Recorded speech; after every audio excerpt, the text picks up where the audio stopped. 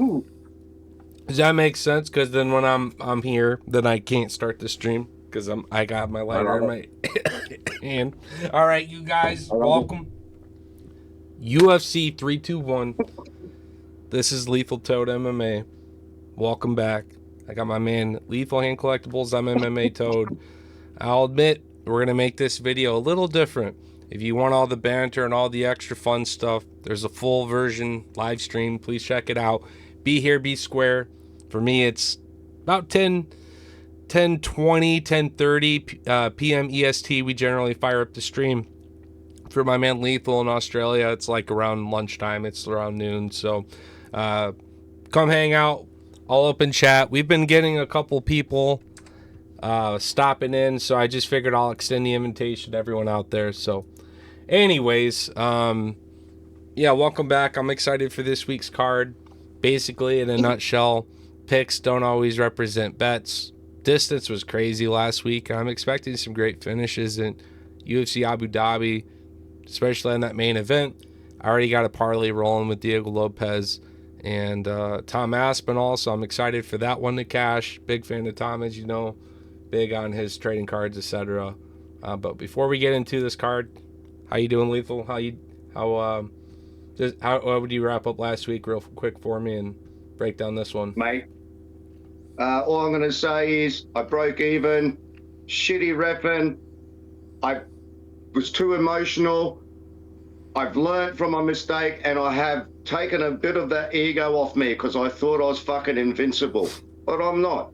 I'm not invincible. So with that being said, this week, team, I'm going to use my fucking brain and not my heart.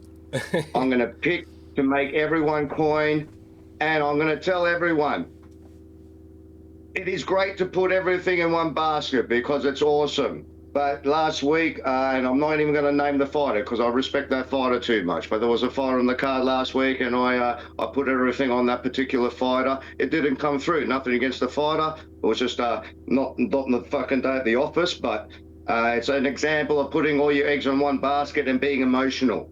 It's called emotional betting. This week, this is non-emotional betting. This is like, Yep. you know what? Like I said, I haven't lost money. I made money, but I lost parlays, and I don't like losing parlays. I just don't like losing fucking flat out. It's just Yeah. that plain and simple. Especially when you know it could be something crazy. But just to do one last little chime to that, distance as usual has been crazy. We've been calling that out.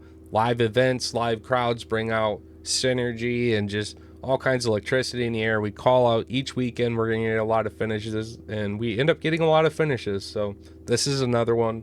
Be ready for it. Hope you're ready. It's going to be some fucking wars on this card. Well, All right. you lead, brother. Yeah, absolutely. Um, Let's kick off the yeah. first fight on the early prelims. Make sure you guys are waking up early. The cards start off on the West Coast in like 7 a.m. By the time it gets to me, it's like 10 a.m. It's like lunchtime for Lethal. So the card is just not happening at your normal time slot. So do not miss the fucking fights because you thought it was an actual fight night. It's not. All right, so first on the card, we got Jacqueline Amorim taking on Mizuki. She's back. Fucking Mizuki. All these training cards that came out of fucking tops 24. She apparently is a fucking fighter on the roster, so that's nice. I don't know if she's been OnlyFansing too much, or I think she got married, but very inactive. She's not a bad fighter, but man, I can see why she's the underdog this week because Jacqueline's pretty fucking good. Fucking oath, mate. So, yeah, where are you going from there, brother? What are you doing? What are you doing with this fight? I'm actually going to play distance on this fight. I like the idea that we're going to get a finish kicking things off. I think Jacqueline's going to take this fight to the ground. If this fight's on the feet, I don't know. I think Mizuki could have moments, but Jacqueline's going to have a lot more power. She's hungrier. She's more active. She doesn't have the butterflies, the nerves, the kind of rust to return in a fight like this. If it was somebody else on the early prelims, I'd probably be riding with Mizuki or Mizuki against a lot of these other girls, but not against Jacqueline. I think she's a problem for now. Yeah, look, at the end of the day, the submission queen sort of in this division coming up. She lost against Sam Page Hughes, you know what I mean? And Not a I bad actually loss. won money that week. I'm just going back. I'm just going back having a look. 23.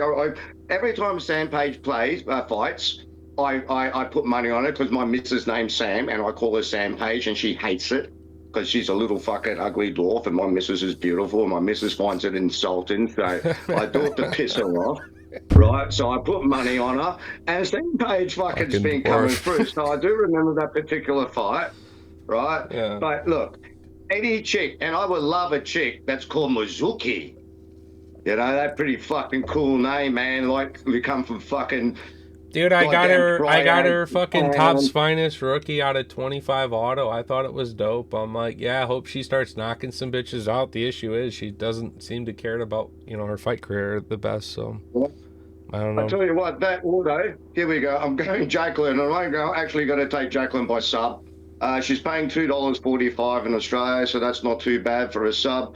$1.47 was sub or decision, and it's $1.80 just for the decision.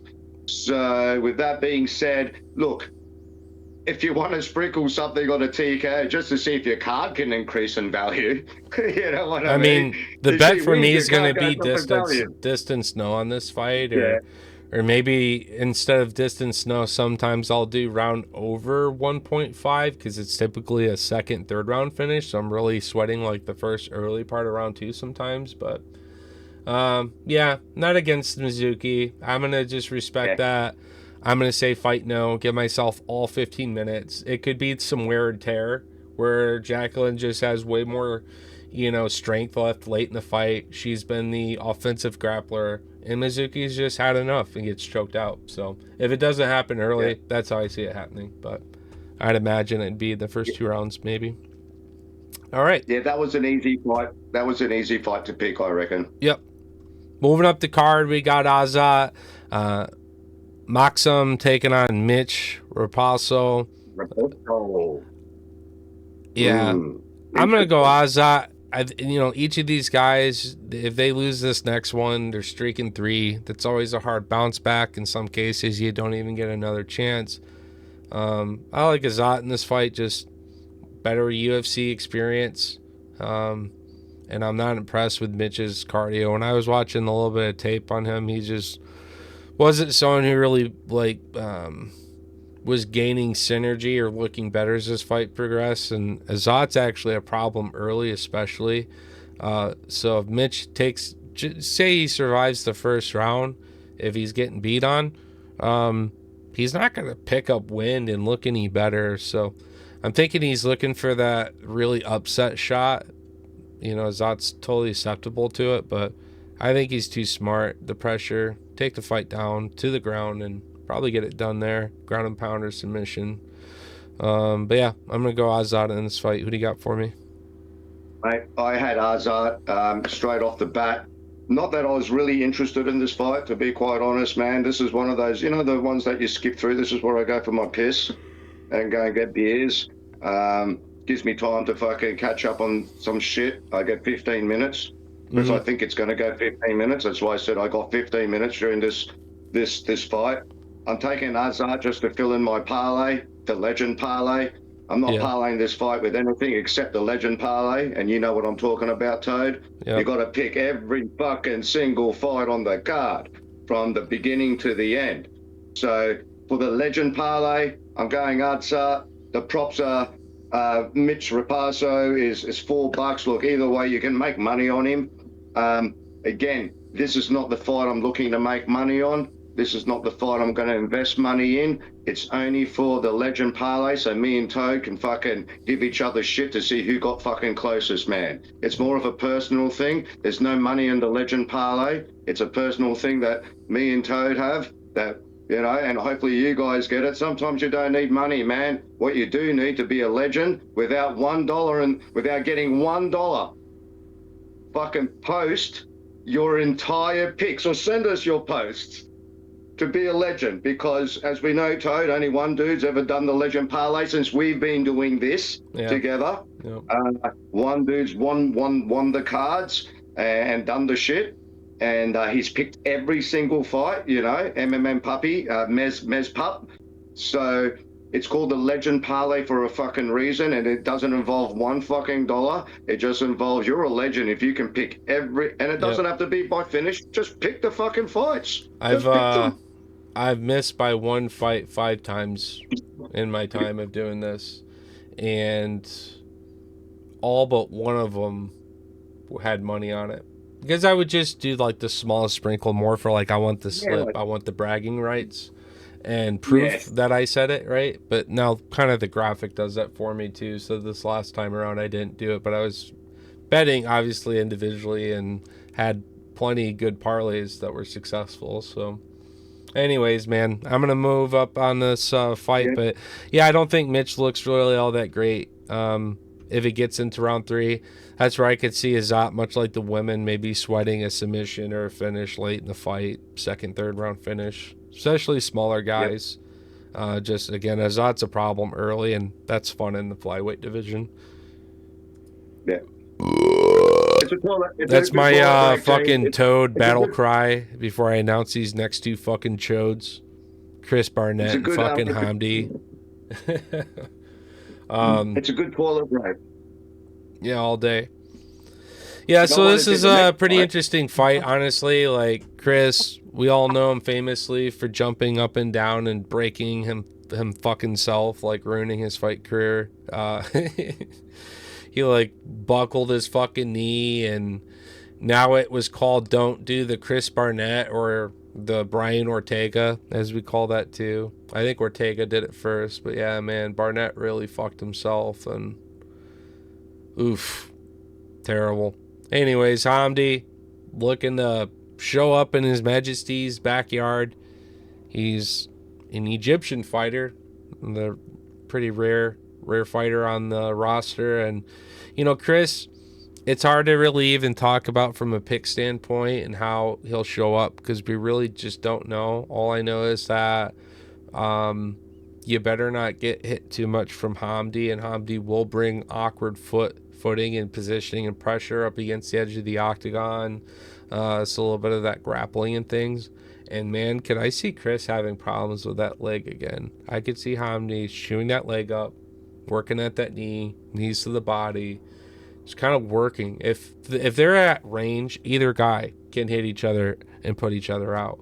I'm worried Chris is going to lose his speed, and he only was doing what he was doing at the level he was doing it because of his kick speed.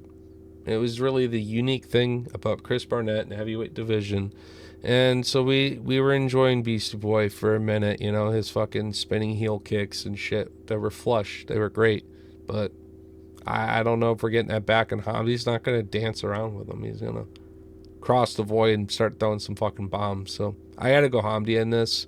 Even if he doesn't get the finish and we get a blob fest, which happens, neither fighter has energy to throw a punch or kick, so they hug each other and lay on each other for 15 minutes like 2 fucking turtles fucking.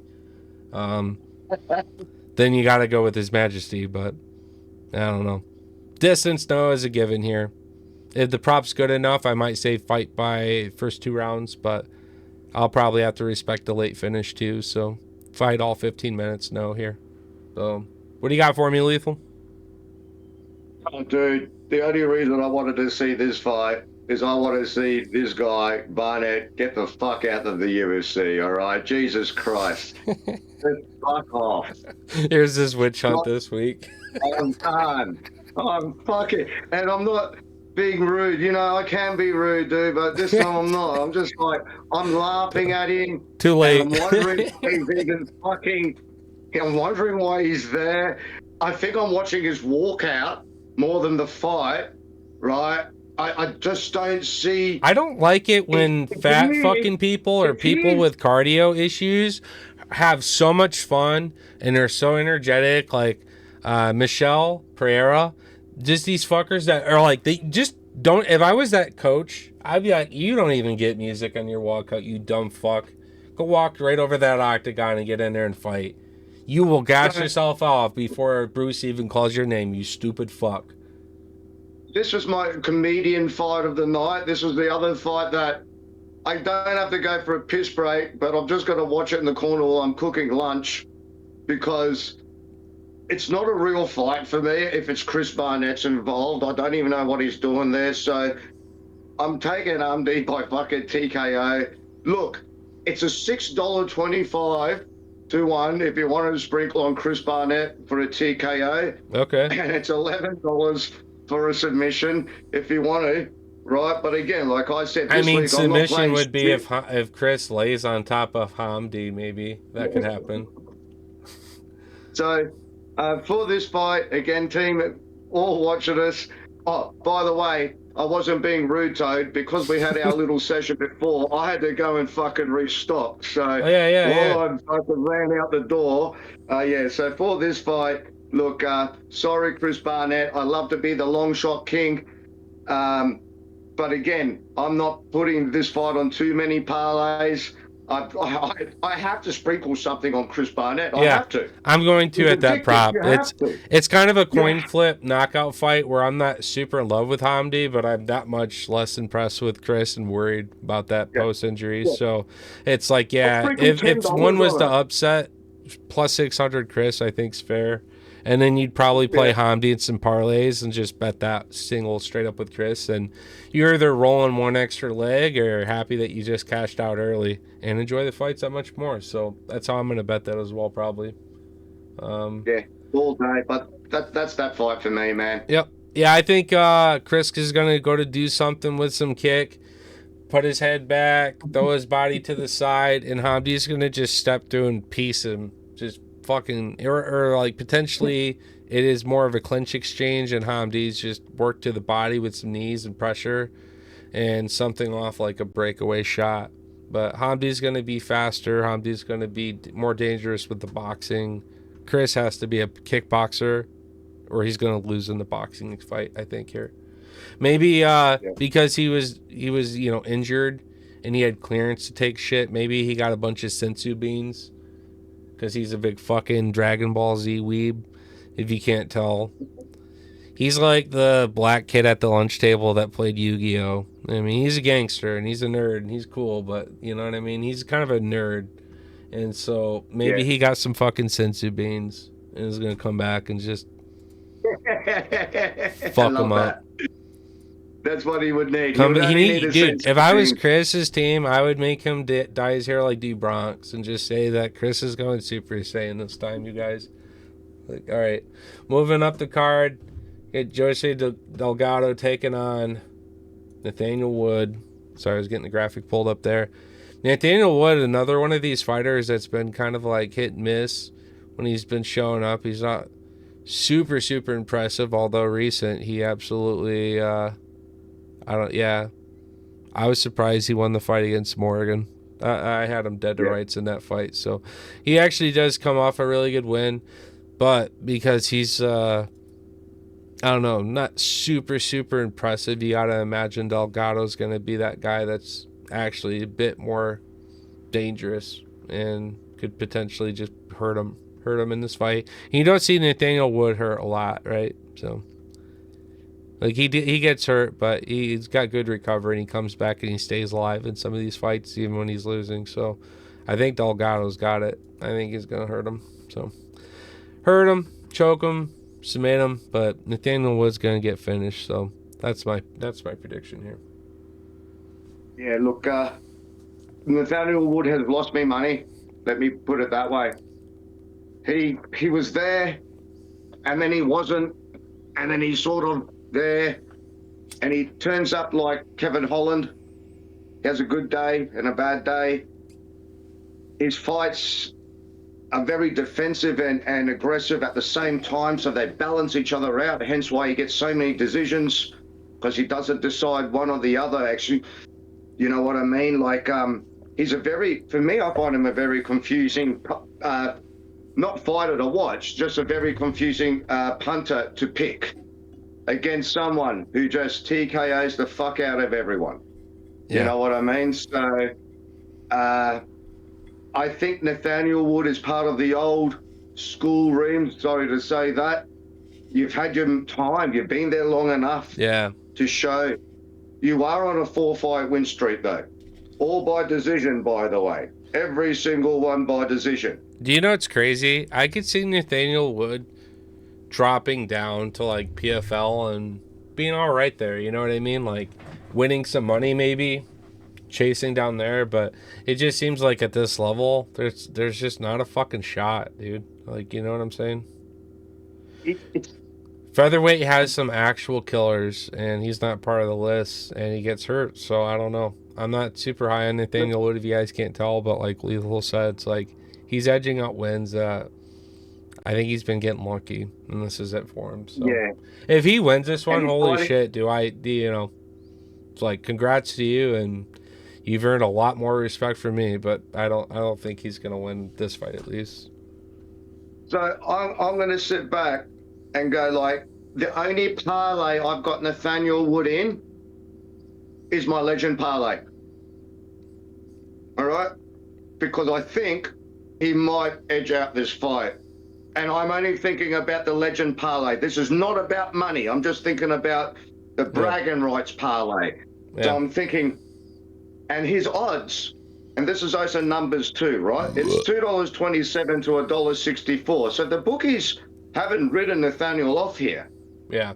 They haven't. He isn't given he isn't like dead to rights to the bookies. I personally think he's been given a better perception than what he is because he's been edging out wins against guys that just looked awful and not like themselves the night of. And even then, he's had moments where he was hurt and has to come back and recover. So that's why I think Delgado's too consistently good in every area. He's good on the ground. He's good on the feet. And that's why, I've just gone back on the last few fights of his, and I'm convinced he gets a finish here.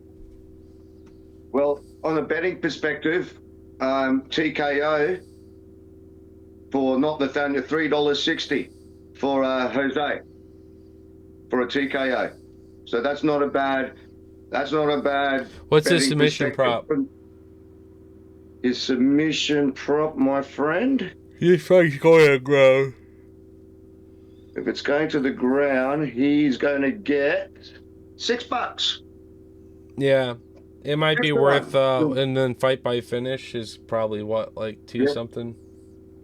Fight by finish for him, $2.35, correct. Yeah. I would do that instead of the knockout, but yeah. The submission's good enough. I'll probably sprinkle on that some. Nathaniel Wood by points. If we want to think he's going to edge it out by points, right? It's $3.60. Nah. Knockout. I'd rather take a money line because he's already a dog. Yeah. Right? Yeah, he's a dog already, brother. Yeah. He's I wouldn't do already. decisions as a dog. I want to see like 500. You're the underdog and you fucking survived, like, and didn't get a finish. That's like pulling a double whammy. So I want more than 3. All right, edging out the early prelim, wrapping things up, another big boy fight. We got Walter Walker taking on Louis Sutherland because Mohammed fucking Usman, to no surprise, is on some shit. And it's not his brother's mushroom powder. So, all right. What do you got for me in this one, Lethal? And I'll give you my heel hook submission prediction afterwards. How's that sound? So let me say this to everyone. Before the Usman fight, if anyone watches that fucking pod that we did on the Usman fight, once a week for some reason, I don't plan it, but someone niggles me, right? And that week, I fucking destroyed Usman. Absolutely fucking destroyed him. What fucking happened? Usman fucking gets done for roids. Jesus Christ, man. Mystic Matt's over here. Fucking all day. What a wanker. Anyway, let's get back to this fight. Walter Walker, heel hook fucking king, on a roll, outshining his brother, who was meant to be the boy in the UFC. Now he's the boy in the UFC. I wonder whether the two bros are fucking having a fucking bit of a problem. Just kidding. You know, Walker's still, you know, OG. It's just, you know, Walter's the shiny new toy for people who really don't know a lot about MMA, especially. It's like or people that do, and just go, hey, look how dominant this guy is at this very one thing. I still worry about him on the feet, but man, when he came in to where he is now, the work he put in at the PI, big difference. So they give him in a striker, right? They give him in a striker in Louis Sutherland, debutant, right? Record. So I had to do a little bit of research. 80% of wins by TKO. Looks like a fucking monster, absolute monster. And he's 10-3 MMA record. Or you're gonna go with the boy that everyone knows. What's Louis' knockout prop? Louis' knockout.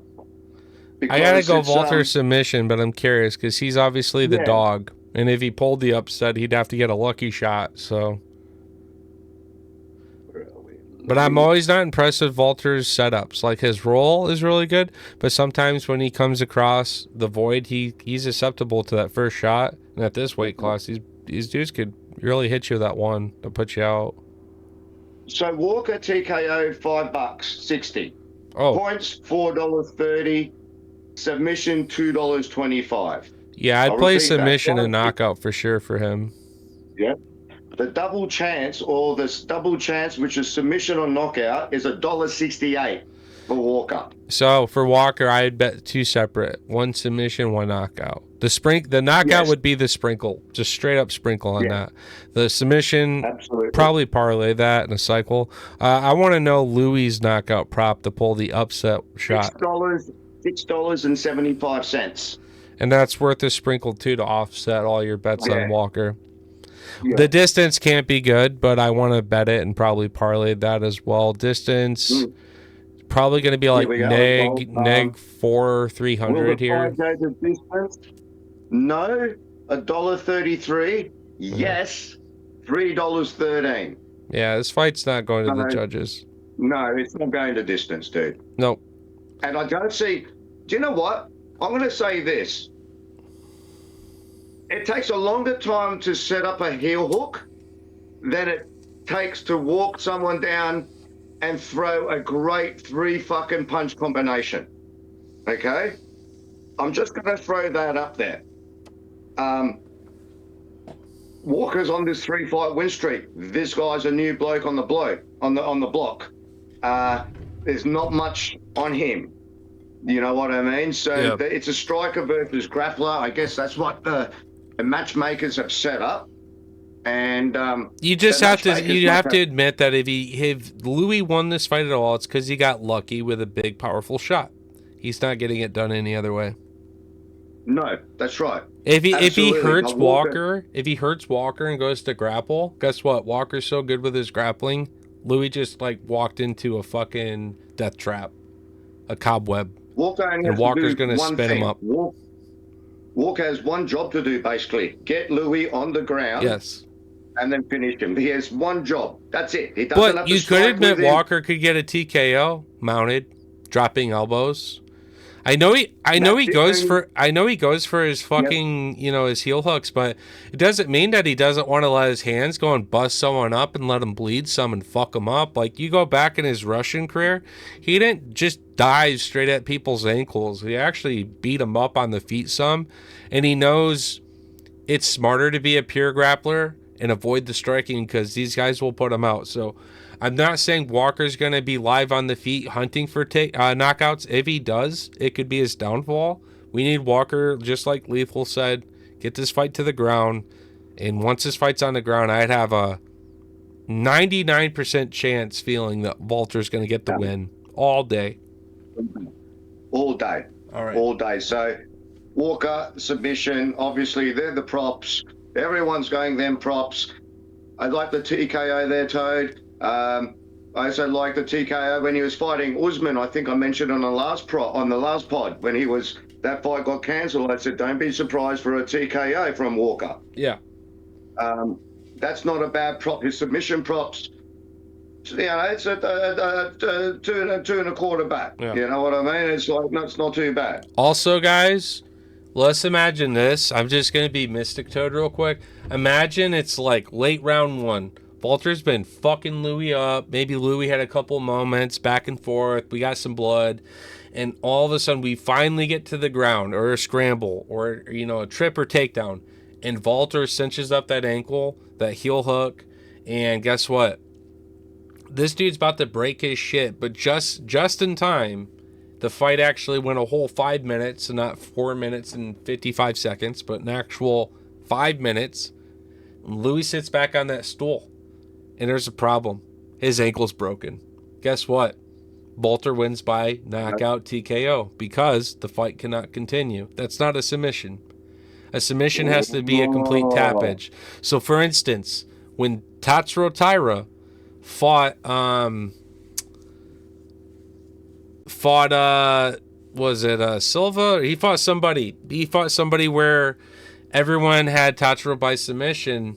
His knockout TKO prop was plus 1300, and I'm like, dude, it could be a technicality thing. Like, someone's ankle or leg could get busted. Like, Tatsuro can really do a lot of damage when he's torquing and twisting these ankles up. So, at a heavyweight level, at this power, motherfuckers could break ankles all day, or fucking something up in a knee and arm, really bad triangle. So, don't fade elbows.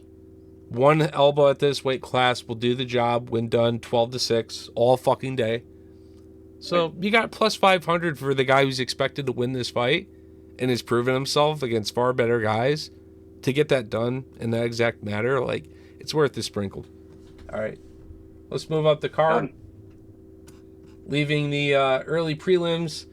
Next fight we got. Let me pull up this graphic here. I fucking hate that. This is the shit. I think hopefully this is my prediction. If you could bet on this. This is the one, dude. We got Abdul Abkreen taking on Marthius Camille. Oh, no, this isn't the one. This is the number 12 fight. No. Fuck, it's the next one.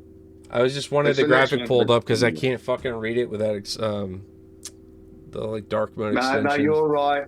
You're right, because I actually I crossed that fight off on my book as like, I'm only putting a fucking thing on for the pod.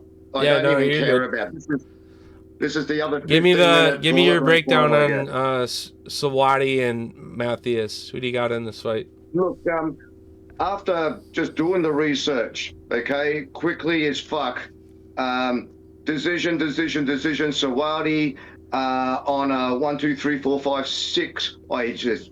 He won 6 in a row, lost 1. Ground strike juicy against Lokik Ragnabov. And then what happened here? He lost this fight in the UFC on the March 2nd, 24. And then his next fight was at the ADXC4. What the fuck's that? Yeah. I'm not sure. I had Gabe Green in that fight. Did the UFC after that fight? Did he? What I'm saying is, did he get kicked out after that fight? I'm not sure. Oh, no, sorry. It's a grappling tournament. Yeah. Here we go. I wasn't sure what you're talking about. He went from contender into UFC and lost to Loic. Yeah.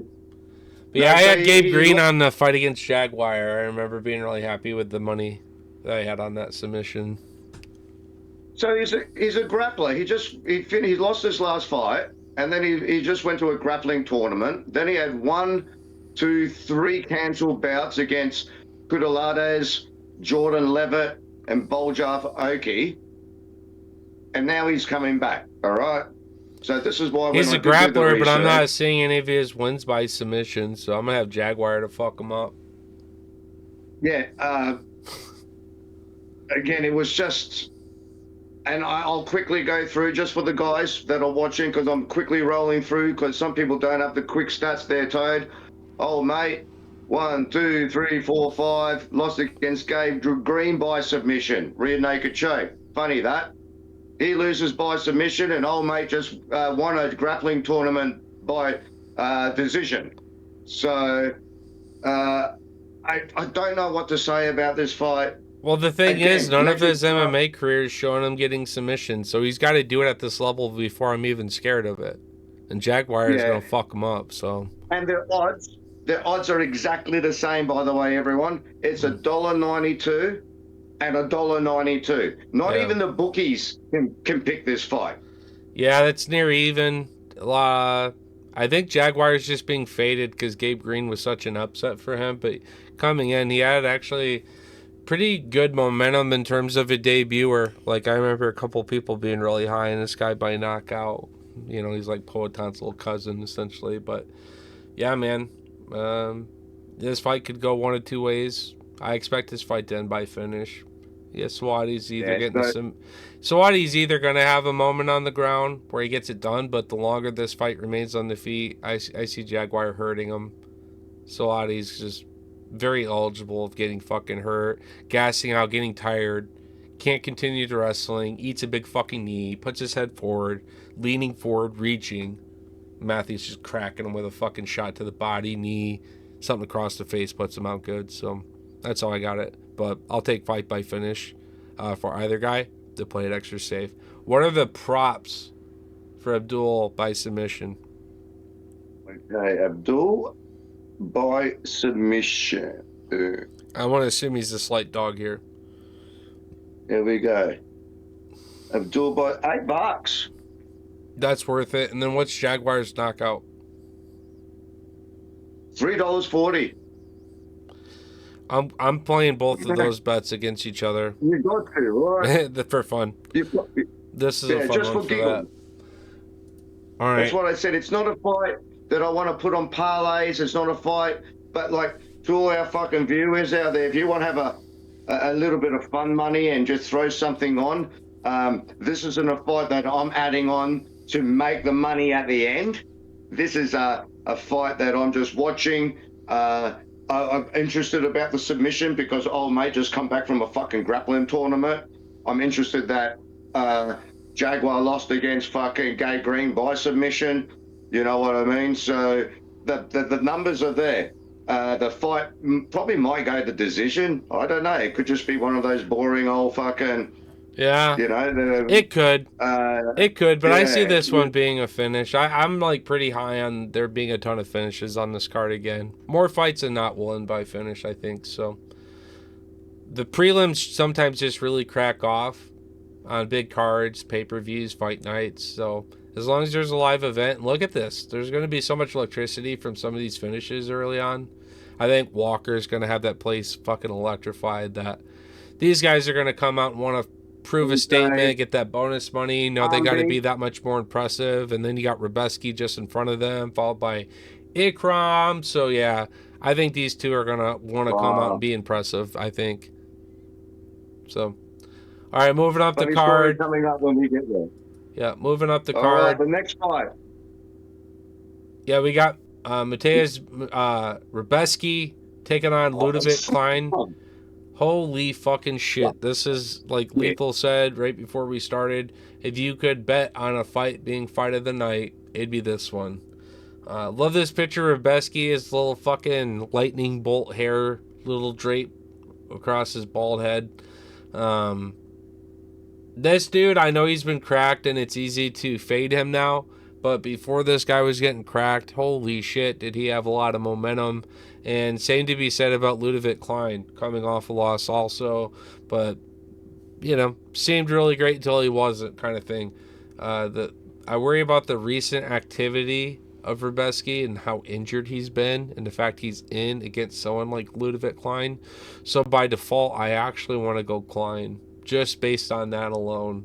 But man, I've been really high in Rubeski, and it's weird betting against him, but the last time I did, it won for me, so I guess I'm going to rock Ludovic Klein here based on being scared for Rubeski.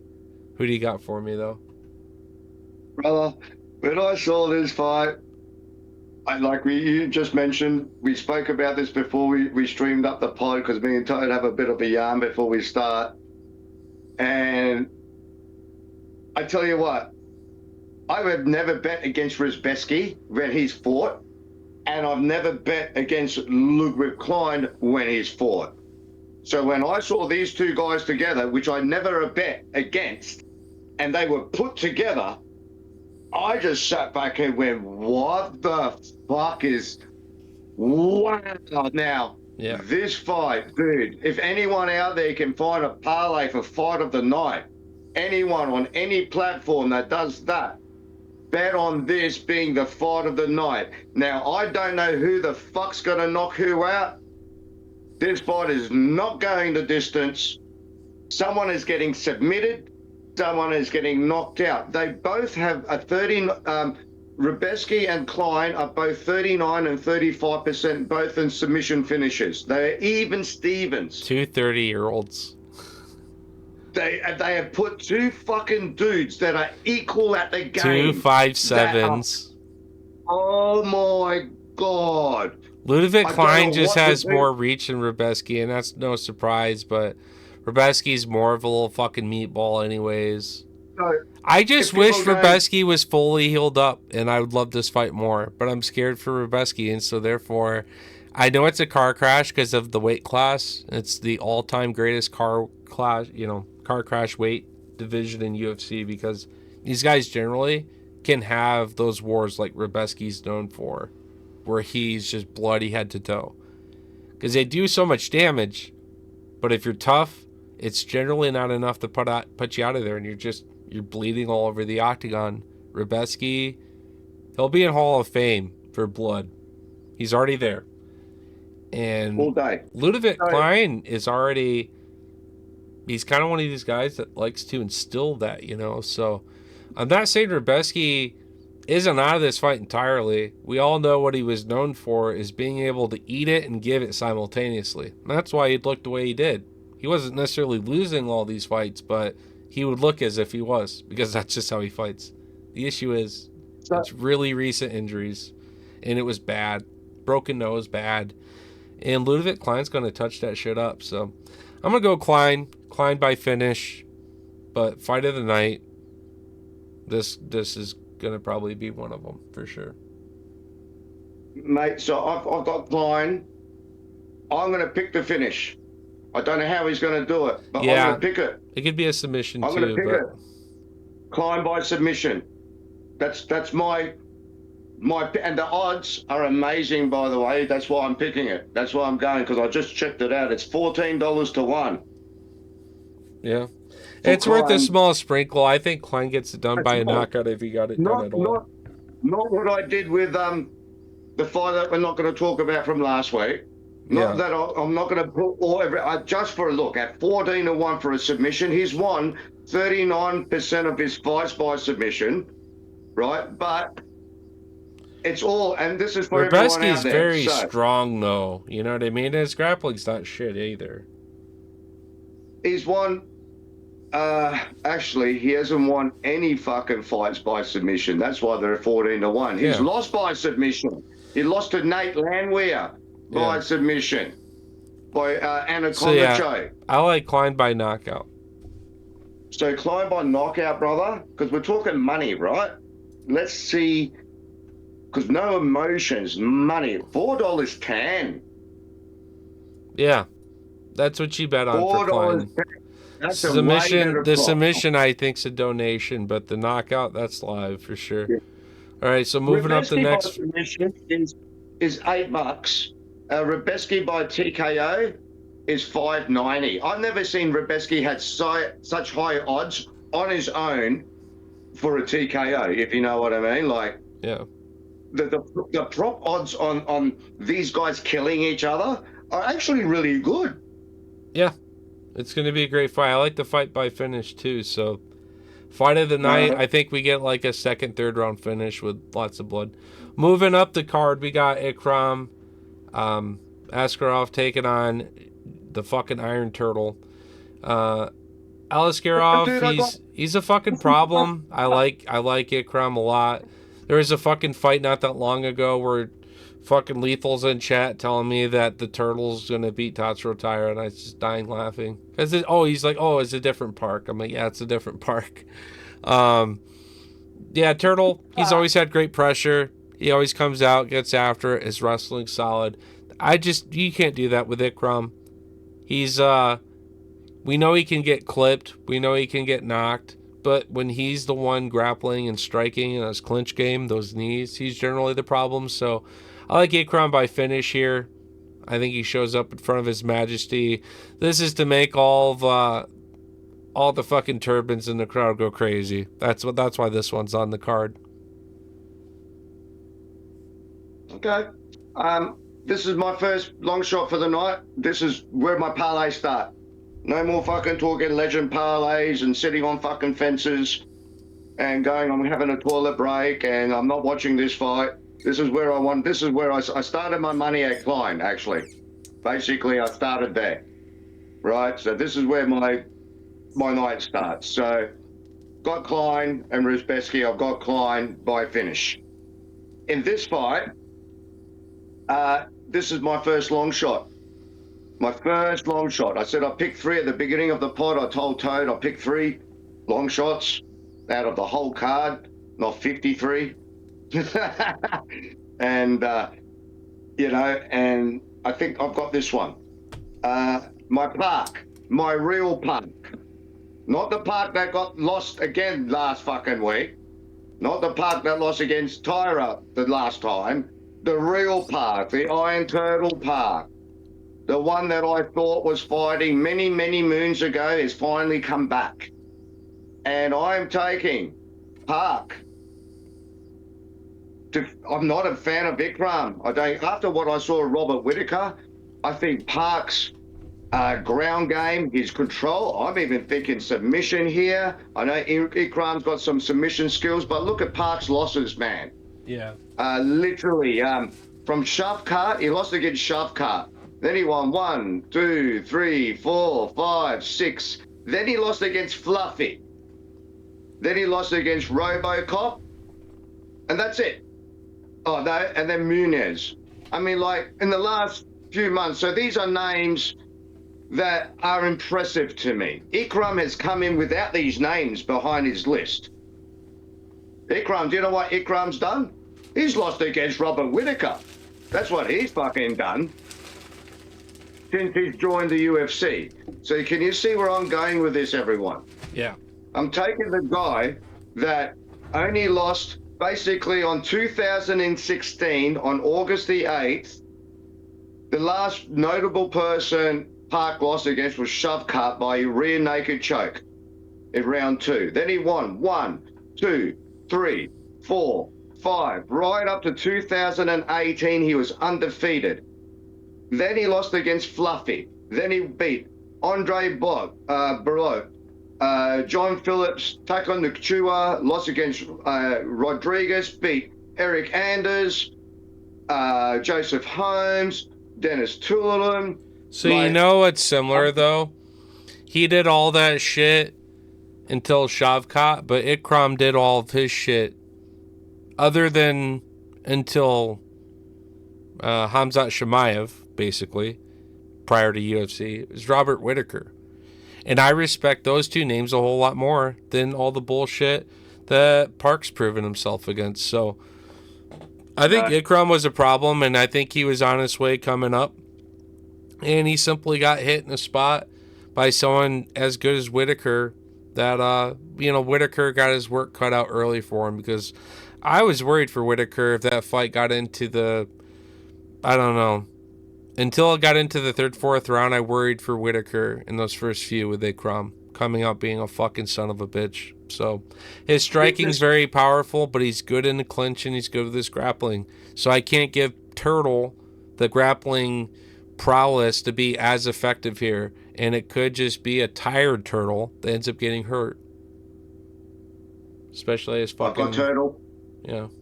This is where I either make my money. This is that point of the night of the fights, right? Yeah. Where I have my parlay start. This is where I have Turtle. Mystic Mats is going to fucking take Turtle. He's going to take Ikram to the ground. He's going to control him with fucking wrestling, not actually grappling. He's going to do that thing that he did in that fight. I can't remember who he fought, where he threw the most ground strikes, about 352 in one fight. If people look back, he can't do that in this fight. Hey? He won't do that in this fight. I don't know. We don't know. But Ikram hasn't I'm shown telling enough you to right me. now, we got to use bet openly, and I'll bet against you, and we can put our own money up for each other. I'll put a card up. It actually gives me and you better payouts too. That's why it's a cool system. You and me could have a disagreement and like a bet Yeah. between ourselves more than the casinos, because I guess with their Mm. system, the players' money that's being betted is like what's The up for house always stakes. But the anyways. house always takes something. When we bet, nothing. No, there's no house. You know what I Yeah, mean? that's It's what I'm just trying. That's what real. I'm trying to So, say. But that's why the props are more generous that way. They give you better props. yeah. Anyways, No, but fun one. I think I'm you're come taking get the it done. plum. I can respect while you're a Turtle fan, of course. He's not a fighter I fade often, but I'll fade him here. All right. Hey, look, I'm not a big fan of the turtle, but I think he's just got that fucking. I don't think he's ever been finished. I haven't even had a look. Was he finished? Oh yeah, he's finished by a shove cut. Obviously, yeah, shove cut fucking finishes everyone. But after, just before we leave, let me see how many times he's been. Oh yeah, he's been finished by everyone he's fought, apart from one. Yeah. Oh yeah, okay. So he does get fucking finished. So letting. You still That's gonna what go I with said your to Turtle everyone. lethal? Did I just change your mind against I'm taking Ikram? turtle. I'm Okay. taking turtle. All right. Let's move All on right. to the next fight. All right, moving Who up we the got? card, we got Hazrat. Looks like Gaslam's little Ah, fucking cousin in that photo. Actually yes. works out and It is fucking eats up Gaslam. shit other than fucking tacos against Quinlan. Sackley. This guy, Quinlan, he hasn't been looking terrible. It's kind of a pick'em fight for me. Nasrat obviously is more alchemated in this fight. He gets to be home in front of His Majesty. And I think that is a big advantage here, more than just judging, is getting dialed in and adjusted. Quinlan, I'm not against his activity. I think he's been looking pretty good. Pretty young, too, in his career. He'll be here for a little bit. But ever so slightly, because of the circumstances of where, I'm like almost thinking Nasrat, but I'm not super sold. Kind of on the fence. Been back and forth twice. I originally had Quinlan, and then I don't know, between the vlogs and stuff and the fighters talking about napping and getting fucked by the pool and stuff, it made me think to myself, like, yeah, maybe they're a little bit more tired than what I'm thinking. So maybe they gotta get dialed in a little more for this to be like a normal card for them. Plus, Abu Dhabi is such a weird part of the world and crazy for the fighters that are there. The sun zaps you if you're not super used to it, which Quinlan is. I don't know. I don't see why I'm so all over the place. It's just Nasrat does come with the perk of biased judging, and that is why I'm ever so slightly leaning Nasrat. If this was in Australia, I'm all day Quinlan. You see, so I'm gonna go Nasrat for now, but I'm not in love with the pick. So I'm Nasrat, Australia or Abu Dhabi. I'm not a fan of Quinlan yet. Yeah. Yet. Hasn't done enough. Nasrat. And by the way, Nasrat is Kevin Gastelum. It's the same fucking person, dude. People don't know that. It's Kevin Gastelum fucking fighting down in weight. It's a different dude. He just changes his face. He just slightly, crawls out of the fucking fat suit. But yeah, and goes into the Nasrat suit. I'm telling you, it's the same fighter. He's doing a goddamn. He gets two pays, one person, and he comes in as two people back. Plain and simple. So I'm just letting everyone know this is Lethal's conspiracy theory. Nasrat and Kevin Gastelum are the same fucking people. Now, with that being said, I've got fucking Nasrat doing this, man. His resume is just pretty fucking cool. He's on a 4-fight win streak. He's doing the shit. He's beating the. Oh, wait there. Apart from this one, he beat Malaki, which is not Malaki out the right round, which is not really impressive, but split decision Jared Gordon, split decision Esteban, split decision Landon, split decision here. Got knocked out, split decision King Green, split decision Dan Hooker. This fight is going to the dirt. Nasrat is he will win. Yeah. I just want to add real quick. I did forget that Quinlan had that win against the Red Fox. And that guy comes out really hot in the first round. So Nasrat, he likes to get his finishes too. He likes to come in and get them done early. So it's kind of like, at least for Quinlan, he just had the same test of somebody who's going to come out really aggressive, try to get the finish, throw big bombs. And you can see it in Nasrat's photo there, dude. He's got tremendous power. So Quinlan's got to be swifty, nifty, get to the third round. Quinlan could look better in this fight late, but I think Nasrat also gets the finish here. So if you guys have been following those comments along, almost every fight's going to have a finish so far for me. I'm going to have a couple that don't, but I think this one's going to be a knockout, fight to end by knockout on the feet. Yeah, and I'm not going Quinlan's way. Yeah. All right. Yeah. Well, yeah. Move up the card here real quick. This fight. You got Alexander Rakic taking on Azamat Murkyanov. Dude, Rakic, I have no problem with him. I got to see him at UFC 300, and I'm a big Yuri fan, and when someone can make me worry like that for Yuri, then they kind of earn my respect. And Rakic, he's a problem early. I don't really love his late second, third round fighting. He either seems to understand the objective and go after it early, or he seems to quit, or maybe it's he's trying to pace himself because secretly his cardio shit. But I don't like Rakic late in these fights. And Azamat, I think he's going to come out pretty strong early too. So I think this will be a knockout fight in the first 2 rounds by knockout. But I got to go with Rakic based on who he's been against. I know he's on the 3-fight streak losing. And I know Azamat's also being loved on also by His Majesty, and that plays a factor there. But I think if Rakic loses this fight, I think he's understanding he's on the decline of his career and will be thinking about his retirement fight, or if not quitting sometime. I would hate for this to be it, but be thinking about that sometime. But yeah, I can't see Rakic losing this fight at range, tit for tat. His sniping's very powerful, quick, good mix of kicks. I don't mind his range. And I think Azamat will find himself chasing into a big shot that turns the tide if it wasn't already going in Rakic's way. That's who I got. What do you got, Lethal? Brother, when I saw this fight, this actually a little bit got personal because I think I showed you, Toad, not more than about 2 weeks ago, I bought this card. It's a 1-on-1 Rakic. Just sitting right here. Been a big follower of Rakic. It cost me $300 Australian, probably about 140 US, and people would say, you got ripped off because people gave up on him. Yeah. But I didn't. So with that being said, I bought this card because I invested in the fighter. All right? It's funny that he's fighting. Because I till up to this Monday and that, we do our research, and then you go through and go, fuck, Rakic is fighting. So it's funny I got this card. It's funny I invested in this fighter to buy this card. Literally go on eBay, find a 1-on-1 and go, I want a 1-on-1 Rakic in this room because I believe he belongs in this room. That's why I bought the card. So what I'm trying to tell everyone is, I know Azamat's got this fucking knockout fucking shit going on, but Rakic has got some leg shit kick going on as well. Don't forget Rakic and his leg kicks. That's what I remember about the guy. Yeah. Just fucking smashing legs all day.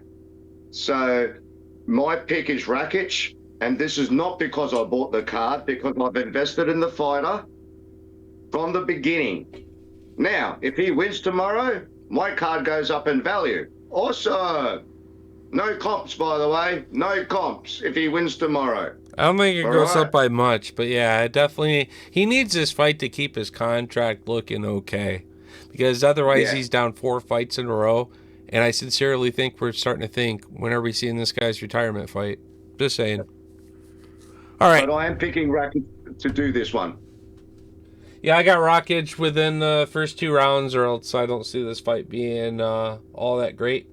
But he kind of Yeah. is weird at range. Like, he seems to quit and fade on himself if it's not going favorably early on, having success. He kind of finds himself questioning, hurt, range, fatigued, whatever it is. He's just not aggressive. So, We'll know in the first 5 minutes of this fight whether we've made the right choice or not, brother. yeah, exactly. We'll know. We'll see.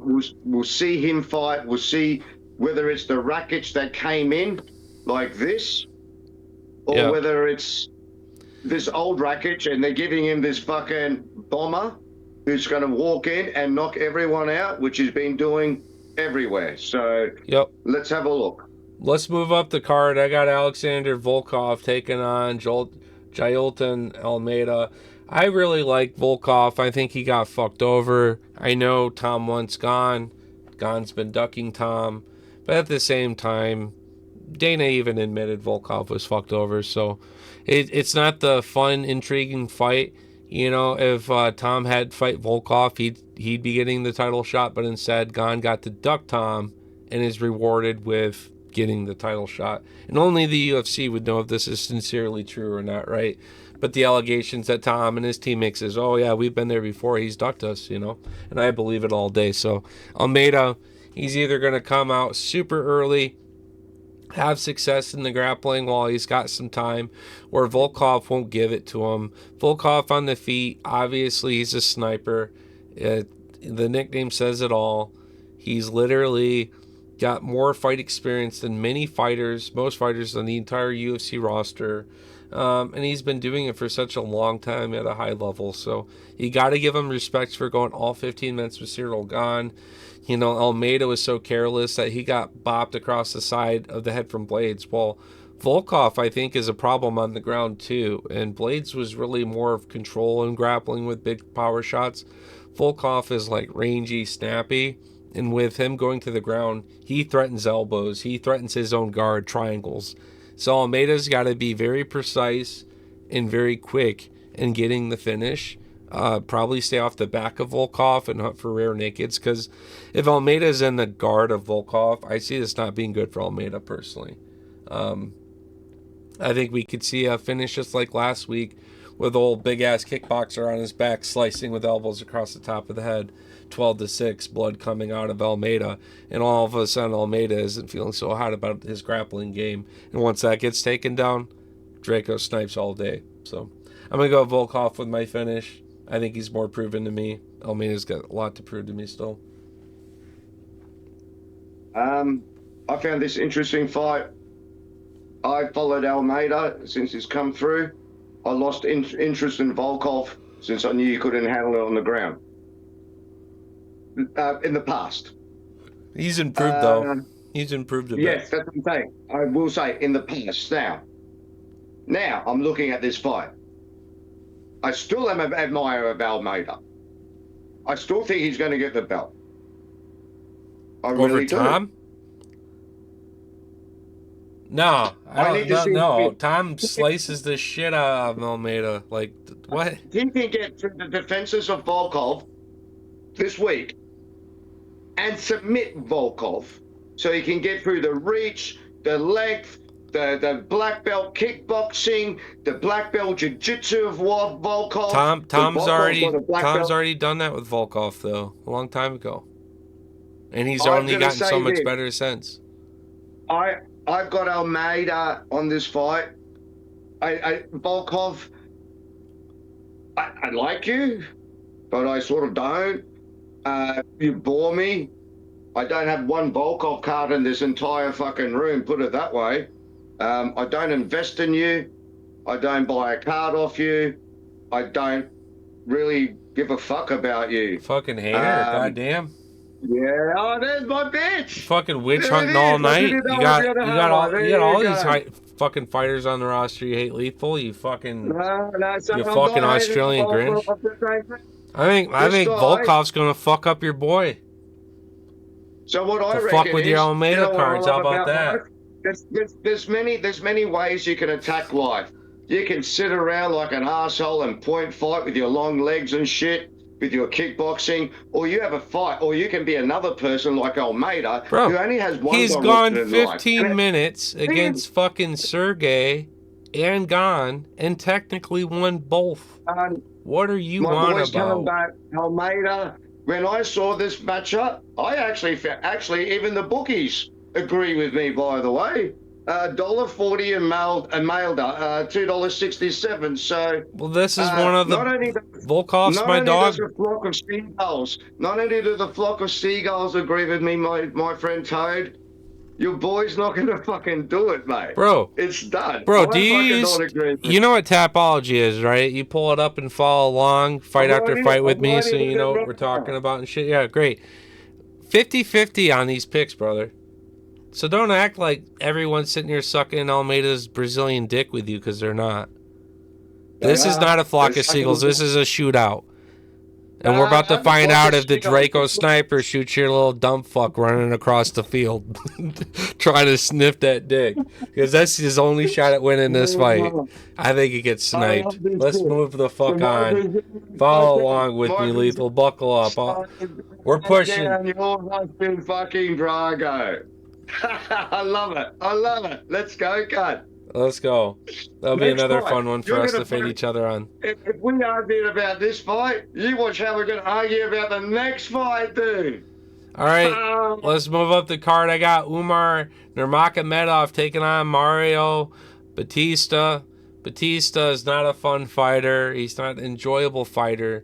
And he's actually ruining the legacy of anyone he fights because it never ends up becoming much of a fight.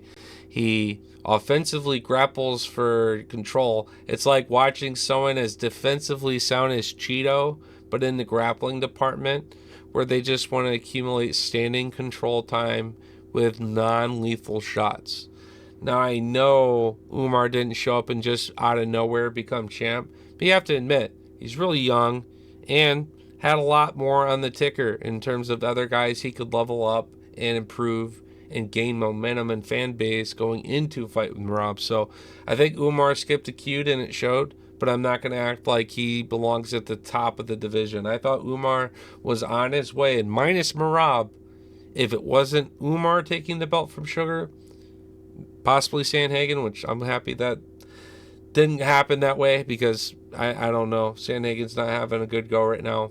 I sincerely thought this man here, Umar, was going to help be part of Father's plan with that conviction and domination. And to me, losing against the GOAT of Bantamweight will never discredit you. Now, if Mario had the loss to Merab, I would also look at this guy and be like, yeah, this guy's basically undefeated and is going UFC. So, as of the last 2 years, each guy's been phenomenal. Umar, not going to have many great moments against Merab, unfortunately. We know why. He's a goblin from World of Warcraft. It doesn't work that way. Mario kind of possesses that cardio and that power and that build to be a goblin himself. But Umar fucking shoots these goblins in the head all day. You know what I mean? I forgot. I think it was which fucking Nurmagomedov had the gaming addiction, so they all took his PC and blew it up in front of him. Oh yeah, told him to go to the gym. It could be broken. Yeah, it could be broke his whole fucking yeah. gaming PC. Anyways, yeah, Umar, he's about it, man. He's gonna come out. I think he's not gonna allow Mario to wear on him, grapple with him, and there's no playing it safe. Umar is going to offensively, reverse you, and he's going to keep those grappling exchanges interesting with exchanges of knees, his elbows, and time on the ground, and I don't fear of his cardio. These guys right here, these are 5-round fighters all day. Anytime it's a 15-minute, you got to be able to show up, or you just can't fight at 135 pounds or 125. So I think all the things that Mario's been doing has only worked to a certain caliber of fighter or this late in a fighter's career.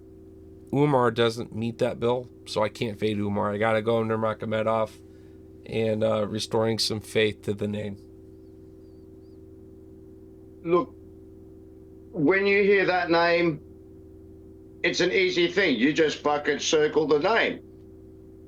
especially when the odds are $1.19 to $5.50. Yeah. $5.50. Now, remember, we have that. I told you that Ciryl Sonnen thing. $5.50 means not getting out of round 1 or 2, going out in stretcher.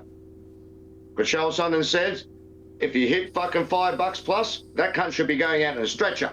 Yeah, All this right? would be more like Umar fighting a top 15 guy prop, but instead it's Mario. So the disrespect's there for sure. I've got Umar, but I'm telling you what, I've got a few fucking little stupid parlays that involve Mario because just his win. And I'm going to say why this. He is the most boring fighter in the fucking UFC. Stand down. All day. I fucking do 50, all fucking I do day, bro. 50 fist breaks. I fucking, oh, dude, when I see his I name bitch on at a my card, monitor so fucking much when he fights. I can't fucking take it. oh, wow. Just disgusting, boring. If you want to be a wrestler, be a wrestler. If you can't be a good wrestler, you can't. I'm not a fan of him, okay, at all. So I think that 550, would you believe he's going to bore the fuck out of us, and that 550 is going to come through. I see this fight going the distance. I just hear the name. I know what he's going to do. And he is strong, and he's got good wrestling. The only way Umar's going to do this is by submission. Because old mate is going to put him into the fence within the first 30 seconds. Batista is going to fucking get him on the fucking fence. He's going to clinch him. Then he's going to fuck him and rape him like a poodle on a goddamn fucking greyhound and bore the fucking... But so see, that style disgusting. doesn't work against Umar, I don't think. Like, I know, Well, let's see. Marab just did it, but you can't tell me that Mario would do that to Marab because Marab would fucking humble Mario all day. I'm going to call Mario. Sorry, Mario. Let's see whether the dog fucker on the fence who's humping the leg can win this fight. And Mario, I'm actually going to say this. I'm not calling you a dog fucker, brother. I'm just saying you fight like a fucking humping a leg on a fence. But I'm taking the 550 on this. I'm taking a boring. Sure. I mean, that's just called sprinkling on like insane odds. That's crazy, sure. But who's your pick? You're gonna go Umar, but then bet Mario? But there's a few fucking, look, so I'm gonna parlay. There's a couple, so like for example, I went against Volk, but obviously I do some stupid parlay. So I'm gonna parlay, for example, letting everyone know, this is what I do in between. I'll parlay Volk at $2.67 and I'll parlay Mario. Just the two together. And I'll parlay them, and they'll give me fucking, if I put $10 on, it'll give me 300 because the odds are fucking, especially if I put Volk by finish. So I'm not saying that. I am definitely, if Umar loses, I lose a shitload of parlays. Yeah, but that's fair. I see a lot of people saying Umar is the safest bet on the card, and I disagree. I'm just throwing it out there. I'm just based on the kind of the fighter Mario is at the level he's done it at. Still, there's more respect on it than what his prop is. But he's not the safest bet on this card. If I was to say the safest bet on this card, it's Tom Aspinall. But other than him, the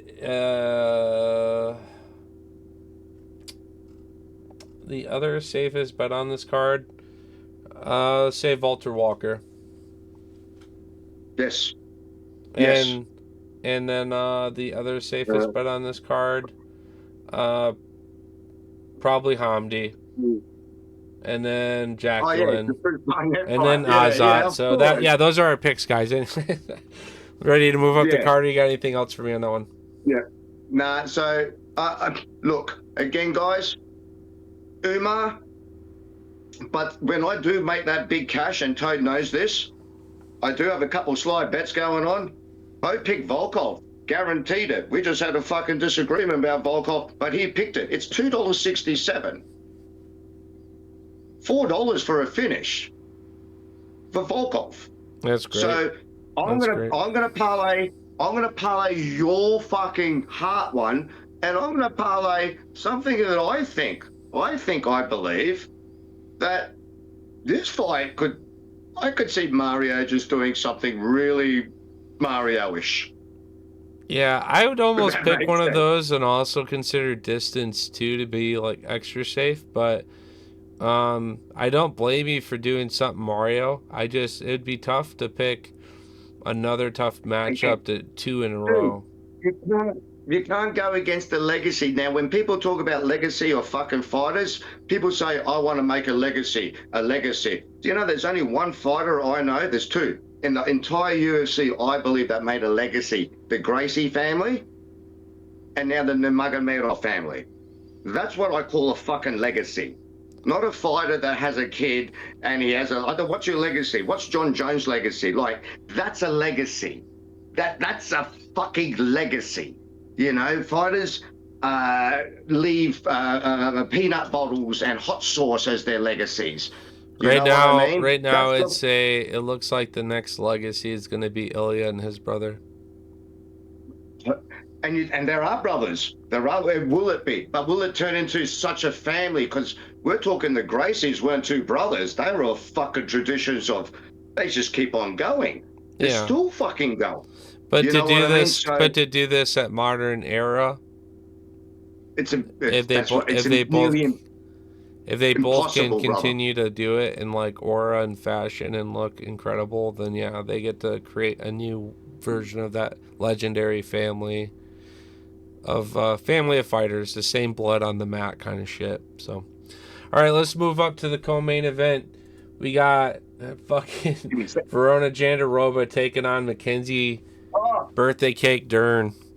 I'll do Fucking this one. If I do dude. this one, that's why she wins, To no dude. Because no one surprise, knows. everyone's sucking Dern's dick. And I get it. Like, she's the one that's easily marketable. They're the ones, she's the ones that the UFC very wants to represent them.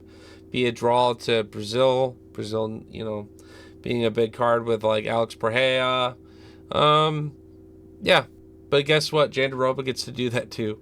And she's also an incredible grappler. I'd say she's more aggressive with her advancements and her ground and pound. Dern's okay with her stand-up. She's definitely been there with some pretty okay fighters. Had her moments and didn't have hers, but I don't know.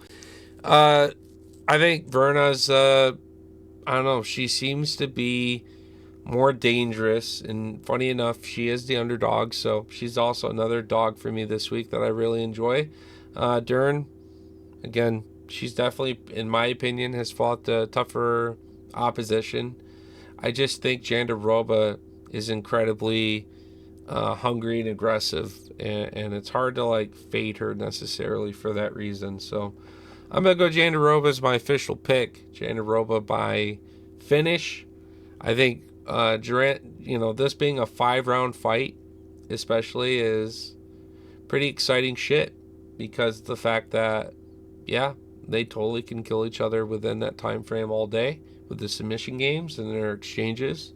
Triangles, arm bars, all kinds of different choke opportunities. So I like the fight to end by a submission. That's a great prop too, but you got to respect the ground and pound, injuries, all those things. Maybe something crazy on the feet.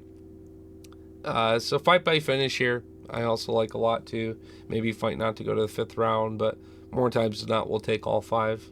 But yeah, my official pick, lethal, Jandiroba. Jandiroba by finish, and she's the dog. So not a bad pick, in my opinion.